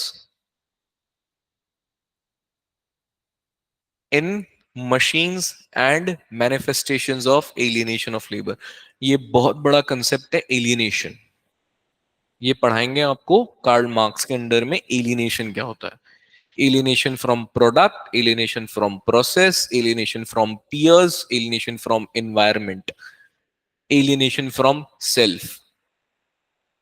कार्ल मार्क्स कैपिटलिज्म को क्रिटिसाइज करते करते वहां तक चले जाता है कि बोलता है कि कैपिटलिज्म एक भूत की तरह है जो सोसाइटी में रहने वाले इंडिविजुअल जो कैपिटलिस्ट नहीं है, जिसको वो बोलता है प्रोलेटेरिएट। जो कैपिटलिस्ट है वो है बोर्जुआ। ये मार्क्स का टर्मिनोलॉजीज है। मार्क्स जहां से इजाद हुआ है वो वहीं से कुछ टर्मिनोलॉजीज इंट्रोड्यूस करता है। So being a very close friend of Frederick angels and a German scholar, बाद में लंदन में जाके मर जाता है कार्ल मार्क्स। कार्ल मार्क्स बोलता है कि ये जो पैरासाइट्स हैं, कैपिटलिस्ट हैं, इनका नाम है बोर्जुआ। और ये जो निचले तबके के लोग हैं, इनका नाम है प्रोलेटेरिएट। तो अकॉर्डिंग टू कार्ल मार्क्स, जब इंडस्ट्रियल रेवोल्यूशन आता है, जब कैपिटलिज्म अपनी चरम सीमा पे चला जाता है, please remember, capitalism is an ideology. Capitalism जब सोसाइटी को डोमिनेट करने लग जाता है, तब ये बेचारे प्रोलेटेरिएट जो होते हैं, ये पॉपराइज हो जाते हैं। पॉपराइज मतलब मास पॉवर्टी। जब मासेस में पॉवर्टी फैलने लग जाती है, लार्ज स्केल पे आपको पॉवर्टी एक्सपीरियंस होती है, क्योंकि हर चीज किसमें तोली जा रही है अब? कैपिटल में। तो जो लोग फैक्ट्री में काम करने जा रहे हैं, जो लोग बैंकों में काम करने जा रहे हैं, जो लोग ऑफिसों में काम करने जा रहे हैं, वो सब अब किस लिए काम कर रहे हैं? पैसे के लिए। आज आप सैलरी बदल दो किसी की, वो कंपनी बदल देगा। यही होता है। सुना है इस ट्रेंड के बारे में आपने? आईटी सेक्टर में, बैंकिंग सेक्टर में, किसी भी सेक्टर में, हमारी फेटर्निटी में, किसी में भी ले लो आप सैलरी बदलो, पेमेंट बदलो, आदमी अपना धर्म बदल देता है तुरंत। इस इंस्टीट्यूशन की जगह उस इंस्टीट्यूशन में, एचडीएफसी की जगह आईडीएफसी में, आईडीएफसी की जगह एयू बैंक में। किस चीज के पीछे है? कैपिटल। मार्क्स बोलता है कि जो इंसान काम कर रहा है वो बेसिकली काम इसलिए नहीं कर रहा है क्योंकि उसको काम करने में मजा आ रहा है। पहले लोग काम क्यों करते थे? क्योंकि उनको उस काम करने में मजा आता था, या फिर उनकी हेरिटेड प्रोफेशन था वो, इनहेरिट किया था उस स्किल को उन्होंने। पर अब लोग काम करने के लिए तैयार है, और कुछ भी काम करने के लिए तैयार है, किसके लिए?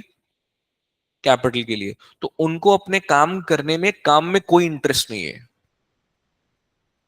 वो सिर्फ किस लिए काम कर रहे हैं? कैपिटल के लिए। इसीलिए बहुत बड़े बड़े लोगों ने आज भी ये बोला है, आपको अपना प्रोफेशन वो चूज करना है, आपको अपनी फील्ड वो चूज करनी है जहां आप समय नहीं देखो काम करते वक्त। आपको अपने काम में मजा आना चाहिए, आपको फील आना चाहिए कि यार चलो क्लास का टाइम हो गया। मार्क्स के अकॉर्डिंग जो प्रोलेटेरिएट वर्कफोर्स है, वो सिर्फ इसीलिए काम कर रहे हैं क्योंकि उनको कैपिटल मिल रहा है, तो उनको प्रोडक्ट से कोई अटैचमेंट नहीं है, आसपास के लोगों से भी कोई अटैचमेंट नहीं है। तो कार्ल मार्क्स का एलिनेशन है, फर्स्ट इज पी from the product that is making, next alienation is from peers, आसपास के, next alienation is from process, क्योंकि मैं तो बना नहीं रहा, कौन बना रहा है? मशीन। नेक्स्ट एलियनेशन, एलियनेशन मतलब समझ रहे हो ना?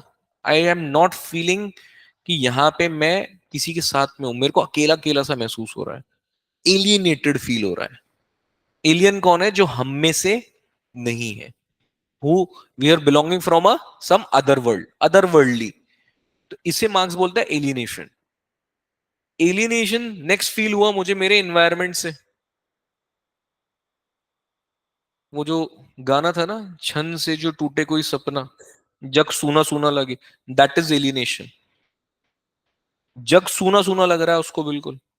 At the end of the day मुझे खुद से भी कोई अटैचमेंट नहीं है, एलियनेशन फ्रॉम सेल्फ। इन सब की वजह कार्ल मार्क्स बोलता है क्या है? कैपिटलिज्म। मेरे को ना दुनिया से कोई लगाव, दुनिया में मेरी फैमिली वैमिली सब आ गई, ना मेरे पीयर्स से लगाव, ना मेरे प्रोडक्ट से लगाव, ना प्रोसेस से लगाव, ना खुद से लगाव। मैं सिर्फ एक जिंदा लाश की तरह अपने काम को कर रहा हूं, क्योंकि मुझे जीने के लिए, सस्टेनेंस के लिए, बेसिक नीड्स पूरी करनी है, उसके लिए मुझे कैपिटल चाहिए। बहुत कम लोग हैं जो अपनी कला के लिए सिर्फ उतना चार्ज करते हैं, उतना पैसा लेते हैं, या वो कर रहे हैं जो उनको पसंद है।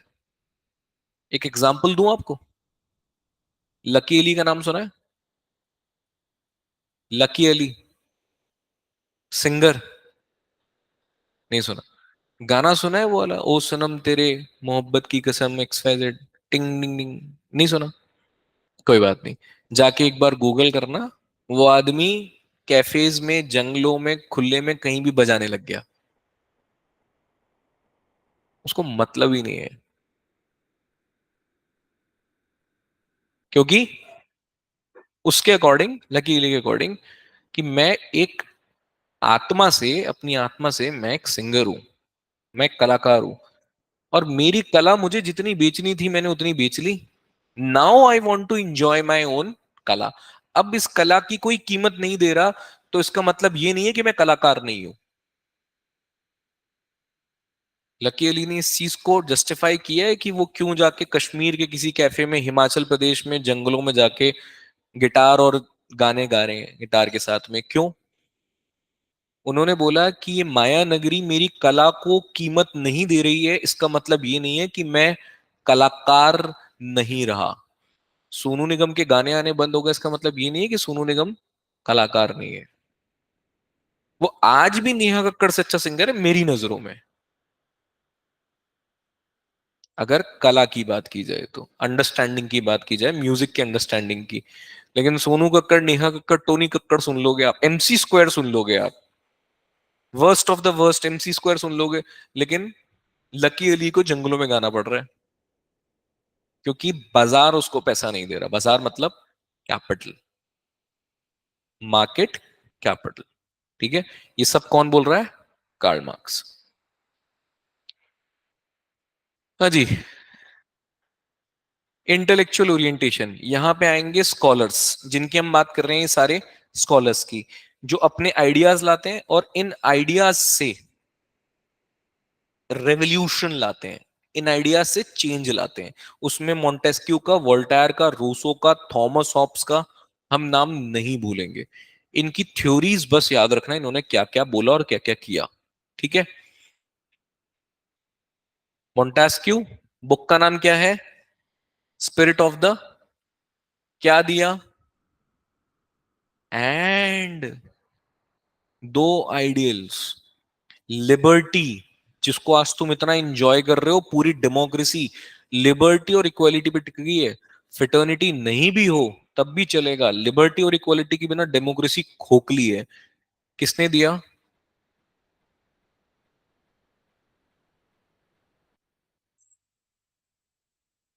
याद रहेगा? कैसे भी रख लो यार, मुझे नहीं है पता, मुझे ये नाम चाहिए तुम्हारे आंसर्स में। कुछ जगह मैं आपको बहुत अंडरस्टैंडिंग कंसेप्चुअलिटी पे ले जाऊंगा, और कुछ जगह मैं आपको बोलूंगा कि ये रट मारो, क्योंकि ये आपको एग्जाम में ये एज इट इज लिखना पड़ेगा। इतना सा पैराग्राफ, आपको कुछ दिन बाद रियलाइज होगा ये आपके आंसर्स ही हैं, माइंड मैप जो आपको दे रखे हैं। इतना इतना पैराग्राफ ही लिखना होता है, इतना ही आपके पास स्पेस है। Montesquieu in his book Spirit of Laws gave the ideals of principles of separation of power and liberty. Please remember it. हाँ जी, जॉन लॉक।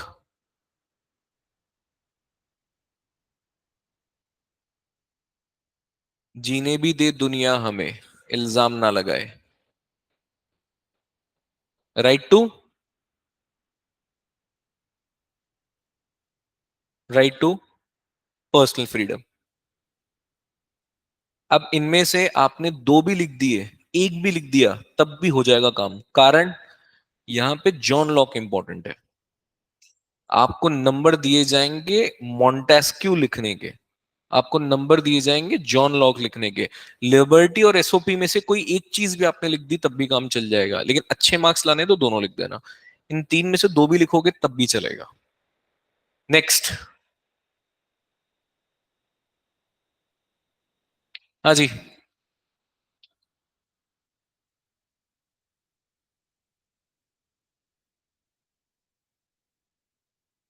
वोल्टायर बाबू क्या बोलते हैं?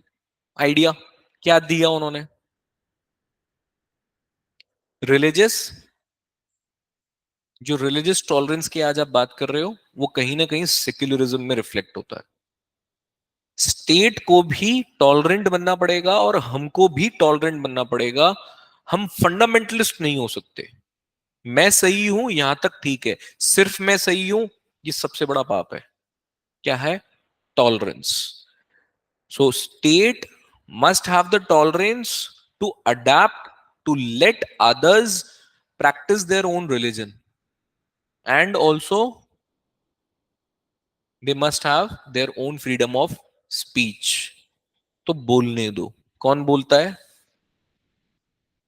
ये सोशियोलॉजी स्टार्ट हुई है। रूसो, बुक का नाम सोशल कॉन्ट्रैक्ट। हाँ जी।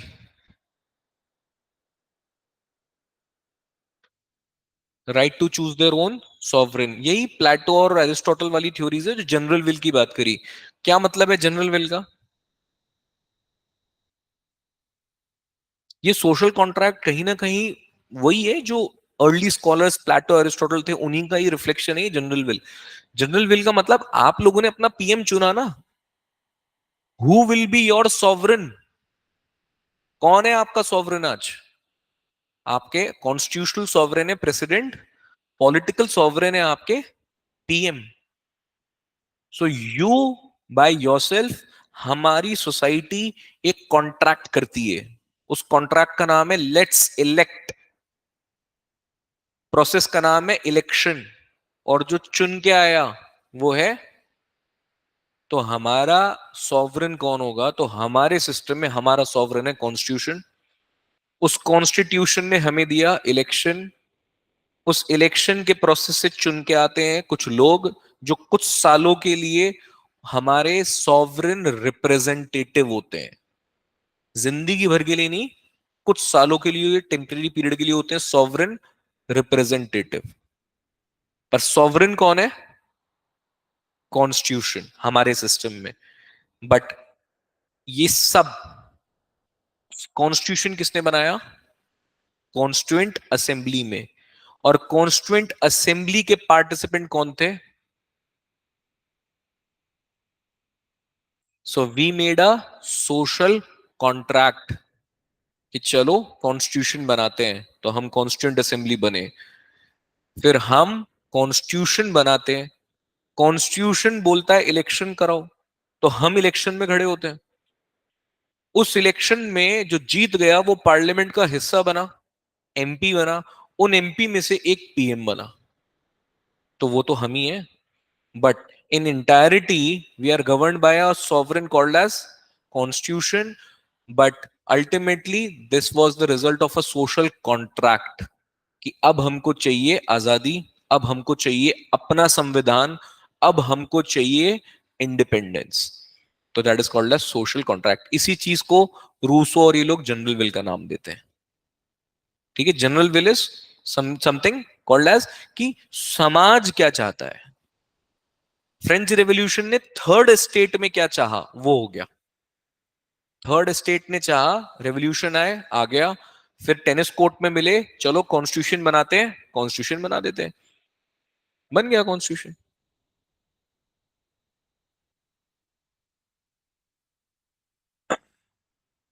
हाँ जी। इनलाइटनमेंट वो पीरियड जब यूरोप डार्क एजेस से बाहर आता है और ये रेवोल्यूशंस चल रहे हैं यूरोप में, नए थॉट्स आ रहे हैं, नए इंस्टीट्यूशंस एस्टैब्लिश हो रहे हैं। So the most appropriate point of departure in the study of origins of social logical theory, जहां पे हम सोशलॉजी के इमर्जेंस में देखते हैं कि अब नई नई चीजें आना इंट्रोड्यूस हुई, या सोशलॉजी का emergence, the period of enlightenment. इस वर्ड का नाम सुना है आपने? अब समझ आए रेशनैलिटी कहां से आई। साइंस नहीं आता तो रेशनैलिटी नहीं आती। साइंस ने किसी चीज को क्वेश्चन किया कि ये रेशनल है कि नहीं है। अरे कोई काम कर रहे हो उसके पीछे की रेशनैलिटी, आप ये पढ़ रहे हो क्यों? 500 मार्क्स हैं, 500 मार्क्स हैं, अगर मार्क्स नहीं होते तो पढ़ रहे होते क्या? एग्जाम क्लियर होगा, एग्जाम में ज्यादा नंबर आएंगे, तो रेशनल है ना आपके पास में। इसी रेशनैलिटी को सोसाइटी में अप्लाई किया गया, इसी फंडामेंटल को सोसाइटी में अप्लाई किया गया, और ये बोला गया कि ये जो सोशल इंस्टीट्यूशन है, ये जो सोशल प्रैक्टिस है, ये क्यों कर रहे हैं हम? क्या मतलब है इस मोनार्की का? राजा बेवकूफ नंबर वन, बीवी उससे बड़ी बेवकूफ। काई का राजा? हटाओ राजा को, चुनते हैं हम अपना नया राजा। जब जर्मनी गर्दिश में था तो एक सोल्जर उभर के आता है और जर्मनी का चांसलर बन जाता है, नाम अडोल्फ हिटलर। जिसको उसके बाप ने धुतकारा, समाज ने धुतकारा, उसकी पेंटिंग्स बिकती नहीं थी, गन चलाने में उसको डर लगता था, और चांसलर बन गया। कौन था? हिटलर। पेंटर था वो, बाहर खड़े होकर यूनिवर्सिटीज के बाहर में पेंटिंग बेचता था, और कोई खरीदता नहीं था उसकी पेंटिंग।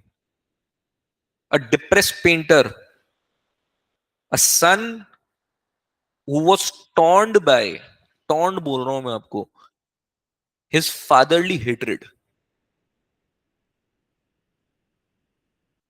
दुनिया के जितने भी बड़ी टेररिस्ट और क्रिमिनल्स हुए हैं, वो एक disaffectionate hatred relationship between a father and a son, या parental affection, lack of parental affection जो होता है, उसी के बाय प्रोडक्ट है वो। जो बच्चा 1 साल से लेके 12 साल तक के बीच में सीखेगा, जो अफेक्शन उसको 1 से 12 के बीच में मिलेगा, 1 ईयर टू 12 ईयर, वो 13 से लेके 19 के बीच में उससे दूर भागेगा,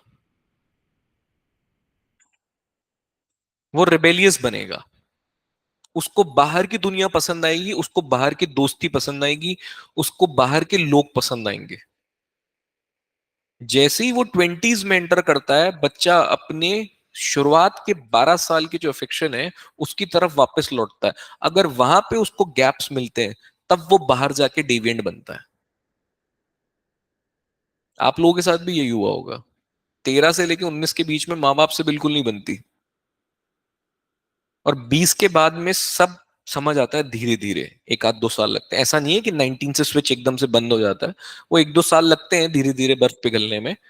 वो जैसे से बर्फ पिघल जाती है तो 21-22 के बाद में मम्मी की बात समझ आती है, फिर पापा की आती है। और थोड़ा सा आगे बढ़ोगे, 27, 28, 29, 30 के अराउंड आओगे, तुमको सब समझ आएगा, लगेगा कि नहीं यार, पिताजी ठीक कह रहे थे, ऐसे थोड़ी ना बाल सफेद किए इन्होंने, बात तो ठीक है इनकी। कारण जानना चाहोगे? जो इमोशनल डेवलपमेंट होता है, जो इमोशनल फ्रेजिलिटी होती है, जो शुरुआत के 12 साल में उस बच्चे के अंदर है, उसके अगर इमोशनल बीइंग को अगर आप केटर कर दोगे, उस बच्चे को इमोशन समझाओगे कि देख ये इमोशन होता है, उसको इमोशनल इंटेलिजेंस समझाओगे कि do not get frustrated by these things, ठीक है, हो जाता है, चिलकर। 13 से 19 के बीच में जब वो रिबेलियस होगा, तो उसके भाई या दोस्त बन के उसके साथ रहो। और जब वो 20 के बाद पिघलना शुरू करेगा, तब वो अपने आप तुमको दिखाई दे जाएगा कि हाँ, अब ये मेरा बेटा या मेरी बेटी है। तुम्हें जरूरत भी नहीं पड़ेगा, तुम्हें अपना आईना दिखने लग जाएगा उसके अंदर में। ये सब हमने भी एक्सपीरियंस किया है और आप भी करोगे। लेकिन वो जो फर्स्ट 12 इयर्स हैं, उसमें अगर एक डिसअफेक्शनेट हेटेड रिलेशनशिप रहा है एक बच्चे का पेरेंट के साथ में, क्योंकि देखो, उस बच्चे की दुनिया सिर्फ माँ बाप है उसकी शुरुआत के 12 साल में, उसके दोस्त तो बाद में बनते हैं। उसकी दोस्ती कब बाहर आती है? देखा किसी बच्चे को? टीन जब उसके आगे लग जाता है, 13, 14, 15, 16, 17, 18, 19, जब ये अडोलेसेंट एज आएगी, जब वो टीन एज में एंटर करेगा, तब उसको दोस्त बहुत अच्छे लगते हैं, उसको दोस्ती दिखती है। 12 साल तक का जो बच्चा होता है, उसको दोस्ती, यारी, प्यार, गुस्सा, सब कुछ अपने माँ बाप से मिलता है। वहां पे अगर माँ बाप का आइडियलाइजेशन खराब होता है, आई बिलीव आप लोगों ने ये सब एथिक्स में, पेरेंटिंग में पढ़ा हो। पेरेंटिंग एक टॉपिक है सोशलाइजेशन के अंदर में, पढ़ा है एथिक्स में? एथिक्स में पेरेंटिंग एक टॉपिक है, उसके अंदर में लिबरल पेरेंटिंग की एक थ्योरी है। ये जो इमोशनली फ्रेजाइल एज होती है, इस इमोशनली फ्रेजाइल एज में आपको अपने बच्चे को वो सिखाना है जो आप उसको 21 के बाद में आप उसके अंदर देखना चाहते हो। और जैसे ही बच्चा 13 में एंटर हुआ और उसको जूत बजाना शुरू कर दिया, आप मान लो कि आप दुनिया के सबसे बड़े बेवकूफ हो। क्योंकि उस एज में, उस फेज में, उस बच्चे को आपके ज्ञान से ज्यादा आपकी गाइडेंस की जरूरत है। क्योंकि अब वो बाजार में निकला है, अब वो गेट खोल के दुनिया देख रहा है, तो उसको हर चीज अट्रैक्टिव लगेगी। कि 12 साल तक वो एक गेट के अंदर बनता। तो जैसा आप अपने बच्चे को देखना चाहते हो ना कि वो 21-22 के बाद में वैसा हो, उसकी शुरुआत के 12 साल उसको वैसा ही ट्रीटमेंट देना जो आप 21 के बाद देना चाहते हो। एक इमोशनल मेच्योरिटी। मैं ये आपको क्यों बता रहा हूँ? क्योंकि मेरे साथ में मेरी एक बहुत छोटी सी भांजी है ना, भतीजी, आई एम सॉरी। वो भी बचपन से ही साथ में रह रही। वो पूरी दुनिया में किसी से नहीं डरती मेरे अलावा, और पूरी दुनिया में उसकी सबसे ज्यादा शौक जो पूरा करता हूँ वो मैं। और वो डांट भी खाती है मेरे से, और प्यार भी सबसे ज्यादा मेरे से करती है। वो मेरी माता जी बोलती रहती है, उसको क्या समझाता रहता है, ये 5 साल की क्या समझेगी? मैंने कहा ये सब समझेगी। आप 15 साल दो, ये सब समझेगी। बोले तू 15 साल को समझाएगा? मैंने कहा नहीं, सिर्फ 5-6 साल और। क्योंकि पेरेंटिंग की थ्योरीज और इतिहास के सारे एविडेंसेस ये कहते हैं, चाहे आप बड़े से बड़े क्रिमिनोलॉजी की सीरीज में देख लेना, जैक डैमर नाम था उसका, क्या नाम था, जेफरी डैमर, जेफरी डैमर को आप देख लो, आप गद्दाफी को देख लो, आप इसको उसामा बिन लादेन को देख लो, आप रावण को देख लो, ऋषि वैशरव के साथ में विष का रिश्ता था उसका। वैशरव, ऋषि वैशरव कभी भी पसंद नहीं करते थे रावण को। वो बोलते थे कि ये कर्स है मेरे खानदान पे, मेरे कुटुंब पे। और रावण सबसे बड़ा डिसअफेक्शन जो रखता था, जिस चीज से वो सबसे ज्यादा परेशान था, वो था ऋषि वैशरव के डिसअफेक्शन से, कि मुझे इतना क्यों ना पसंद करते हैं। आप हिटलर देख लो। तो ये प्रूवन साइंटिफिक थ्योरीज हैं साइकोलॉजी में भी और पेरेंटिंग में भी, कि जो डेविएंट चाइल्ड होता है, या जो डेवियंस एक इंसान के अंदर में आता है, एक्सट्रीम डेवियंस अगर गाया है तो उसकी पेरेंटिंग में बहुत बड़ी फॉल्ट है।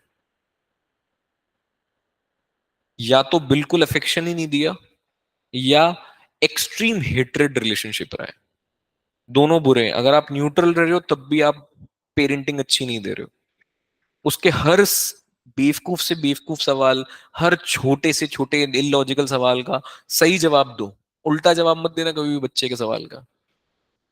जैसे होता है ना, कोई बच्चा पूछता है ये टेढ़ा क्यों है, तो टेढ़ा ही तो है, सीधा कैसे होगा। बोले नहीं नहीं, सीधा हो जाएगा, टेढ़ा क्यों है, मोड़ आ गया होगा। लॉजिकल जवाब दो। वो 10 बार सवाल पूछेगा। हर इंटेलेक्चुअल क्यूरियोसिटी को शांत करो, नहीं तो सोशलॉजी मर्ज हो जाएगी उसके अंदर। ठीक है। हाँ जी। एक छोटा सा आपके सामने होगा, फिलोसफी ऑफ हिस्ट्री। ये एक नया टर्मिनोलॉजी आपके सामने आता है, जो मैंने अभी आपको बताया। जब मैं अभी आपसे हिटलर की बात कर रहा हूं, मैं गद्दाफी की, सद्दाम हुसैन की, इनकी बात कर रहा हूं, तो मैं क्या है, इतिहास में जाके मैं उसकी फिलोसफी देख रहा हूं। जबकि इतिहास 3 चीजों पे चलता है, सी सी सी, कॉज, कोर्स एंड कॉन्सिक्वेंस। क्या कॉज रही, कोर्स ऑफ इवेंट्स क्या रहे, और उसके कॉन्सिक्वेंस क्या रहे। बट फिलोसफी ऑफ हिस्ट्री का मतलब, हमने इंटरडिसिप्लिनरी अप्रोच लगाई। जैसे बायोलॉजिकल थ्योरी ऑफ एवोल्यूशन से हमने उठाया सर्वाइवल ऑफ द फिटेस्ट, और उसको सोसाइटी में, सोशलॉजी में लगाया। हर्बर्ट स्पेंसर ने नाम रखा सोशल डार्विनिज्म। ठीक है।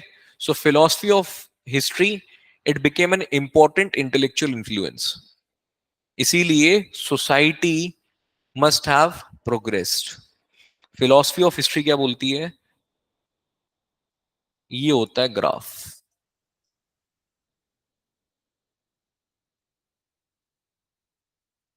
पर इसका एक दूसरा पहलू भी है।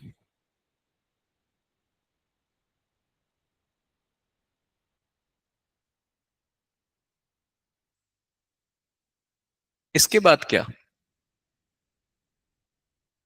क्या कोई सोसाइटी जो एवोल्यूशनरी स्केल पे एक सिविलाइजेशन, एक मॉडर्न सिविलाइजेशन अपने आप को बना चुकी है, पीक पे पहुंच चुकी है, उसके बाद डिक्लाइन होती है। ये बात कार्ल मार्क्स ने 5 स्टेजेस ऑफ सोसाइटी में बताई। डरखाइम इसको बोलता है सिंपल और कॉम्प्लेक्स सोसाइटी। कुछ लोग बोलते हैं, फर्डिनेंड टॉनेस बोलते हैं जेमाइन शाफ्ट और जिसल शाफ्ट। टाइप्स ऑफ सोसाइटी बताते हैं कि धीरे धीरे सोसाइटी जो है एक पीक अटेन करती है, उस पीक के बाद में ये डिक्लाइन होती है। फिर डेवलपमेंट शुरू होते हैं, और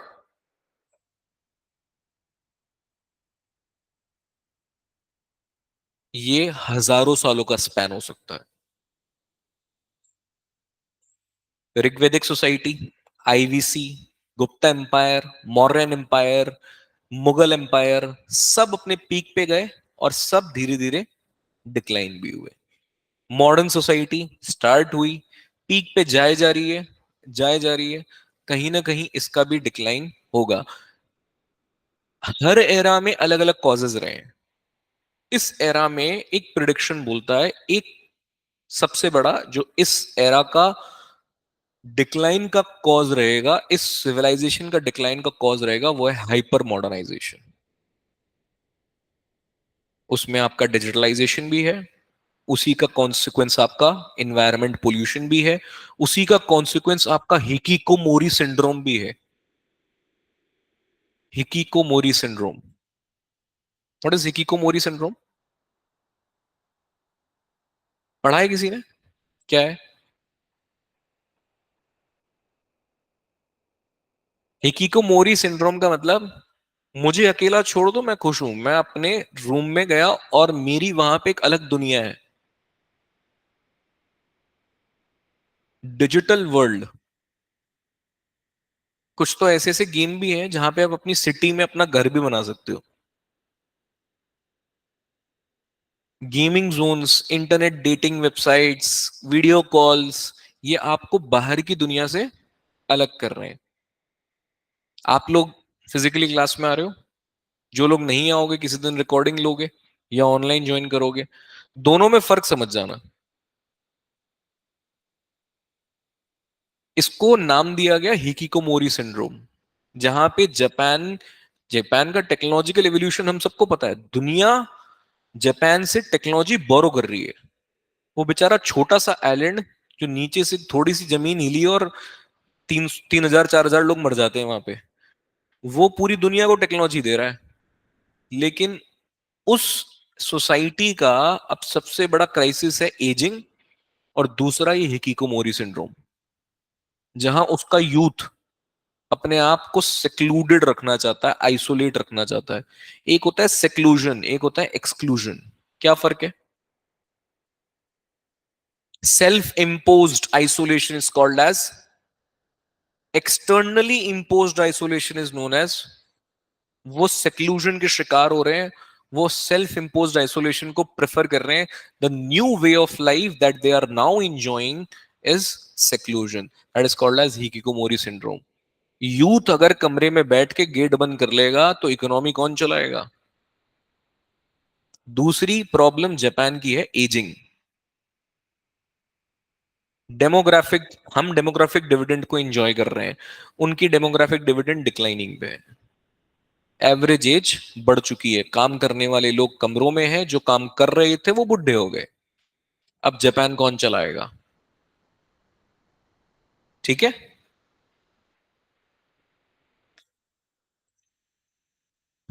तो सोसाइटी कहां से कहां जाती है? सिंपल टू, कुछ मत मानो, ये है गांव और ये है शहर। जयपुर। आप लोग जहां जहां रह रहे हैं, आई होप चार दीवारी के बाहर जो लोग रह रहे हैं उनको ये सब पता है कि जहां वो रह रहे हैं वो एक टाइम पे जंगल था। मालवीय नगर, झोटवाड़ा, मानसरोवर, ये सब क्या थे? जंगल। लोग जाने आने में भी डरते थे। आज क्या है? मतलब इमेंस लेवल ऑफ ट्रैफिक। मैं जहां रहता हूं वहां पे रात को 12:30 1 1 बजे तक वो लोग हॉर्न बजाते हुए जाते हैं। खाली रोड है। I feel irritated so much कि भाई, इतनी 2 किलोमीटर की सड़क खाली पड़ी है, तेरे को क्यों हॉर्न बजाना है? पर वो पी आखिरी तक बजाते हुए जाएगा। This is simple to complex society का ट्रांजिशन। हाँ जी। बायोलॉजिकल थ्योरी ऑफ एवोल्यूशन का मतलब समझे? जैसे हम बायोलॉजिकल बीइंग है, एवोल्यूशन में आ रहे हैं, बिल्कुल वैसे ही छोटे से थे, सिंपल सोसाइटी, धीरे धीरे धीरे बढ़ते जा रहे हैं। एक पीक आएगा जिसमें हमको लगेगा कि यस, ये आ गया जवानी का पीक। अब उसके बाद में बुढ़ापा। थोड़े दिनों बाद में सर पे सफेद बाल आना शुरू हो जाएंगे, समझ लेना आधी जिंदगी निकल चुकी है।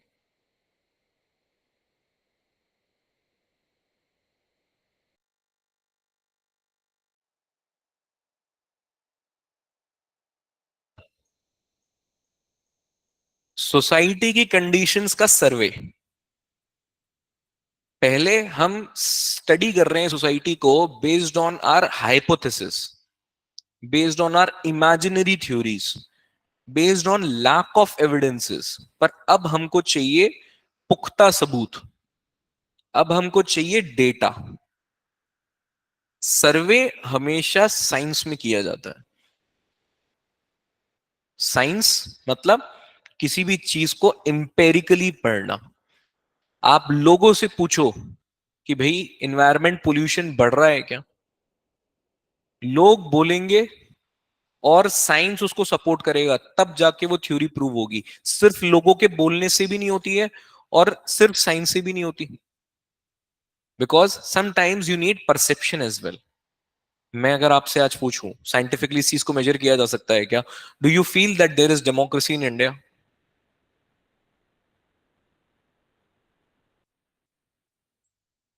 क्या आप डेमोक्रेटिक राइट्स को बिल्कुल खुल के एंजॉय कर रहे हैं इंडिया में? ओपिनियन आया है ना, पर आप बोल रही हो हाँ। इनका, तानिया का कहना है कि नहीं कोई दिक्कत नहीं है, सब बढ़िया चल रहा है, अगली बार भी।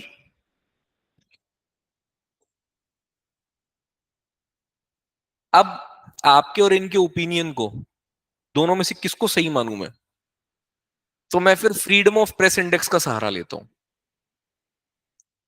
मैं सहारा लेता हूं सर्वेज का। लोगों से पूछूंगा कि भाई बताओ, एक से नहीं हजारों से पूछूंगा। हजारों के जवाब में जो मेजोरिटी का जवाब होगा वो मेरा जवाब बनेगा। That is called as social survey. So the social conditions which were prevalent in the European society, उसका सर्वे स्टार्ट हुआ। लोगों का ओपिनियन कोई मैटर नहीं करता है, हाइपोथेटिकल थ्योरीज कोई मैटर नहीं करती है। So the methods of natural science, they adopted the method of natural science. इसके लिए आपको एक जुगाड़ बता देता हूं। ये हो गया आपका यूनिट 2। अब मैं नहीं पढ़ाऊंगा, पढ़ाऊंगा, बता रहा हूं। सोशलॉजी या साइंस में हम ये पढ़ेंगे कि क्या सोशलॉजी साइंस है। कुछ बोलेंगे है तो वो पॉजिटिविस्ट है, कुछ बोलेंगे बिल्कुल भी नहीं है तो एंटी पॉजिटिविस्ट है, कुछ बोलेंगे हाँ साहब थोड़ी बहुत है तो नॉन पॉजिटिविस्ट है। साइंस की बेसिक कैरेक्टरिस्टिक्स याद रखना आज के बाद। ऑब्जेक्टिविटी मत लिखो, माइंड मैप्स में लिखा हुआ है। ओवर पावर लिख ली, ठीक, वो भी लिखा हुआ है। ऑब्जेक्टिविटी, कोई भी चीज जो ऑब्जेक्टिव नहीं है, सब्जेक्टिव चीजों पे साइंस काम नहीं करता। साइंस ऐसी चीजों को स्टडी नहीं करता जो सब्जेक्टिव है। आपके ओपिनियंस सब्जेक्टिव है, हु केयर्स। वेरीफाइबिलिटी, जिस भी रिजल्ट को वेरीफाई नहीं किया जा सके वो रिजल्ट बायस्ड है, वो रिजल्ट वैलिड नहीं है। ई, एम्पेरिसिज्म, सामने दिख रही है कोई चीज, एम्पेरिकल है, एम्पेरिकल एविडेंस है, पुख्ता सबूत है क्या, जी, तब वो साइंस या साइंटिफिक मानी जाएगी। साइंस स्टडी करेगी या साइंटिफिक मानी जाएगी। आर, रिलायबिलिटी, रेप्लिकेबिलिटी, किसी भी रिजल्ट को बार बार रेप्लिकेट करके सेम रिजल्ट आ रहा है तब वो रिजल्ट वैलिड है। 2 drops of HCl in H2SO4 same result देंगे, जितनी बार भी 2 ड्रॉप्स में 4 ड्रॉप्स में मिलाऊंगा सेम रिजल्ट आएगा बार बार। तो ये क्या है, रेप्लिकेशन। जब रेप्लिकेशन ऑफ रिजल्ट्स हमको सेम रिजल्ट देते हैं तो वो क्या है, रिलायबिलिटी। फिर प्रिसिशन, एवरीथिंग इज प्रिसाइज। अगर मैंने बोला है 3.28 पाई की वैल्यू है तो वो 3.28 ही है। टेम्परेचर कितना है, 48 के आसपास, आसपास नहीं है, 48.2, वेरी प्रिसाइज। ग्रेविटेशनल पुल कितना है, जी की वैल्यू कितनी है, 9.8 मीटर पर स्क्वायर सेकेंड, तो वो बिल्कुल प्रिसाइज है। Next, it is not abstract in nature. Abstract चीजें नहीं है बिल्कुल। एब्स्ट्रैक्ट मतलब समझ गए ना, which is, sorry, yes, imaginary नहीं है। एब्स्ट्रैक्ट चीजें आप जो फिलोसफिकल है, फिलोसफी क्या है, एब्स्ट्रैक्ट चीजों पे बेस्ड है, पर फिलोसफी को साइंस नहीं मानता।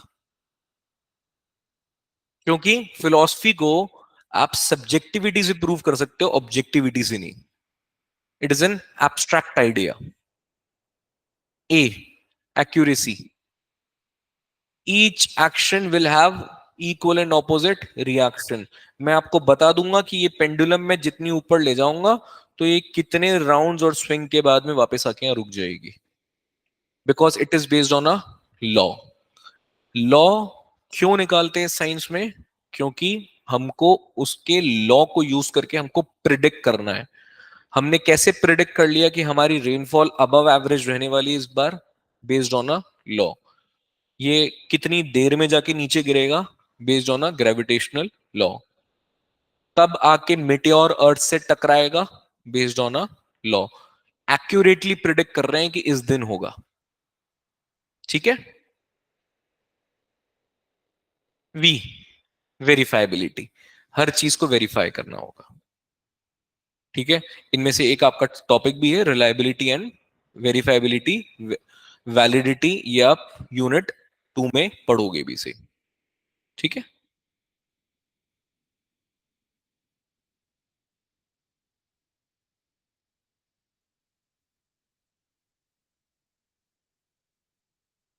तो ये सोशल सर्वेज में, जैसे आज आपका क्या हो रहा है, कास्ट सेंसस हो रहा है. आपका पॉवर्टी के लिए क्या होता है, पूछा जाता है कि भाई आपकी इनकम कितनी है. आपके पॉपुलेशन के लिए पॉपुलेशन पॉलिसी बनानी है तो पहले क्या होगा, पॉपुलेशन का एक जनरल आइडिया लिया जाएगा. कितने बच्चे हैं, कितने लोग हैं, कहाँ रह रहे हैं. हमको कैसे पता कि दिल्ली के अंदर में बहुत ज्यादा पॉपुलेशन डेंसिटी है, वेस्ट बंगाल के अंदर इतनी पॉपुलेशन डेंसिटी है? Based on some fact, some stats. तो ये सब क्या है, जो पॉपुलेशन के लिए पॉलिसी बना रहे हैं वो किसके लिए बेस पे बना रहे हैं? सर्वे के बेस पे. ठीक है. तो हर सोशल प्रॉब्लम को सॉल्व करने के लिए हमने किसका सहारा लिया फिर? सर्वे का. इस सर्वे के रिजल्ट से हमने सॉल्यूशंस और कॉजेस और कॉन्सिक्वेंस इनका डिटर्मिनेशन किया. और ये दुनिया अब क्यों मानती है? क्योंकि हमने इसको इंपेरिकल एविडेंसेस से ब्रेक बैक किया कि ऐसा नहीं है कि मनगढ़ंत कहानियां हैं. कर्मों का, किस्मत का रोल नहीं है पॉवर्टी में.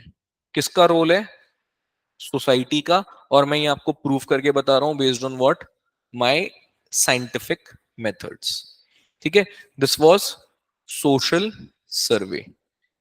विद दिस सोसाइटी के अंदर एक नई इमेजिनेशन आती है, एक नई क्रिएटिविटी आती है. जब हम सोसाइटी को साइंटिफिकली स्टडी करना जानते हैं, समझते हैं, और इनको परस्यू करने वाले लोगों का नाम होता है पॉजिटिविस्ट. जो साइंटिफिकली अब इस सोसाइटी को स्टडी करेंगे उनका नाम है पॉजिटिविस्ट. ठीक है.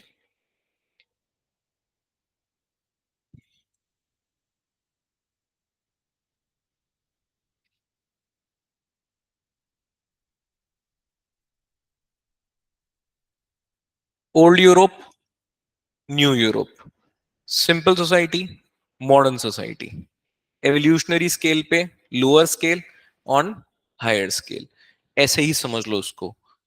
Early society spiritual in nature. अब maximum happiness for maximum number of people, यही utilitarian principle. Undeserved egoism, deserved egoism. पहले क्या डिजर्व किया? राजा का बेटा राजा इसलिए घमंड है. आईएएस हूं, पीएम हूं, इसीलिए है.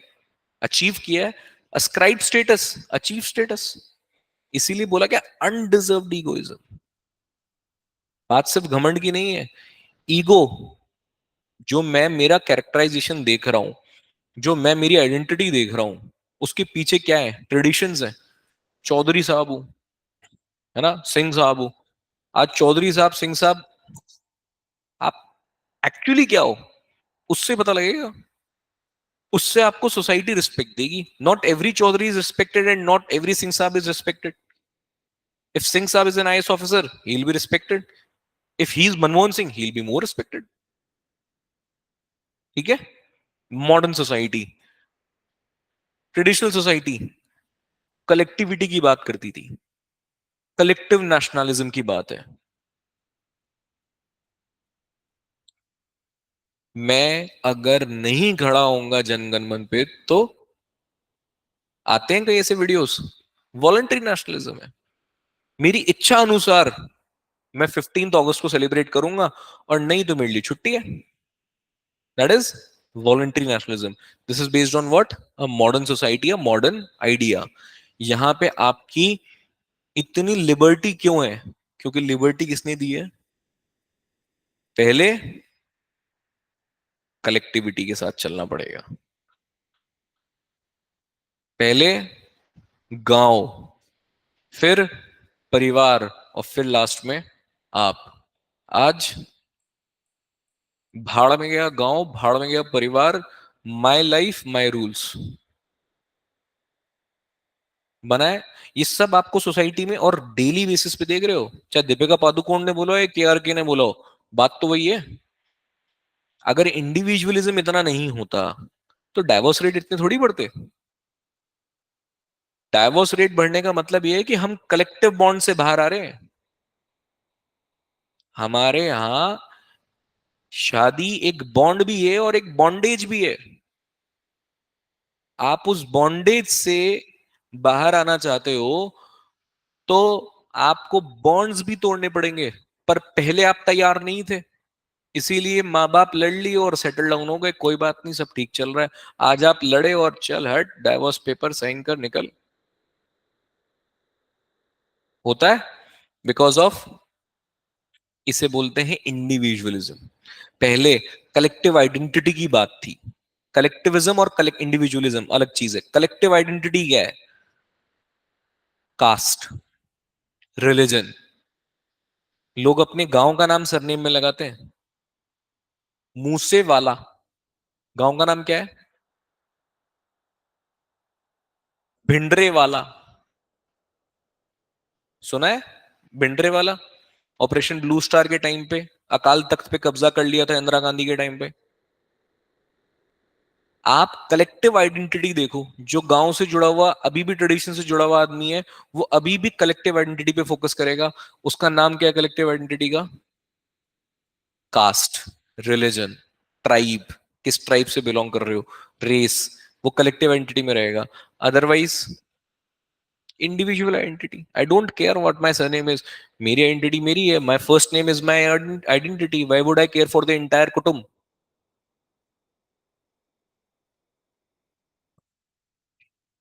ये क्लास कंट्रोल। और यहां पे आपकी लाइफ कौन कंट्रोल कर रहा है? मास कंट्रोल मतलब market, modern forces, modern society. और पहले आपकी लाइफ कौन कंट्रोल करता था? हजारों साल पहले, कुछ सालों पहले तक क्लास। आप कहां से बिलोंग कर रहे हो? मिडिल क्लास वाली क्लास नहीं, कोई भी क्लास, चाहे वो रिलीजन हो, चाहे वो फैमिली हो, चाहे वो आपका गांव हो, आपका ट्राइब हो, रेस हो, ये सब क्या है? आपकी क्लास।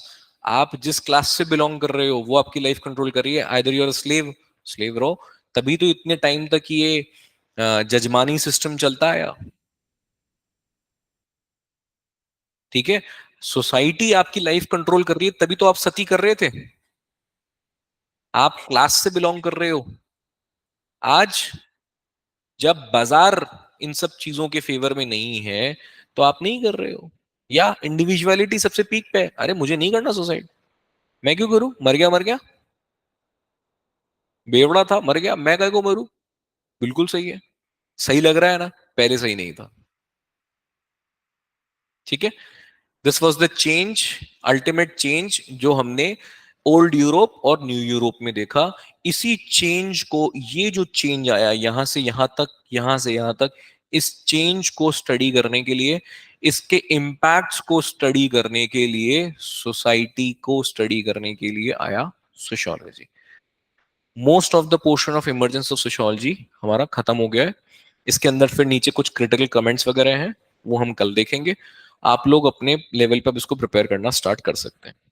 ठीक है ना? चलिए, थैंक यू सो मच।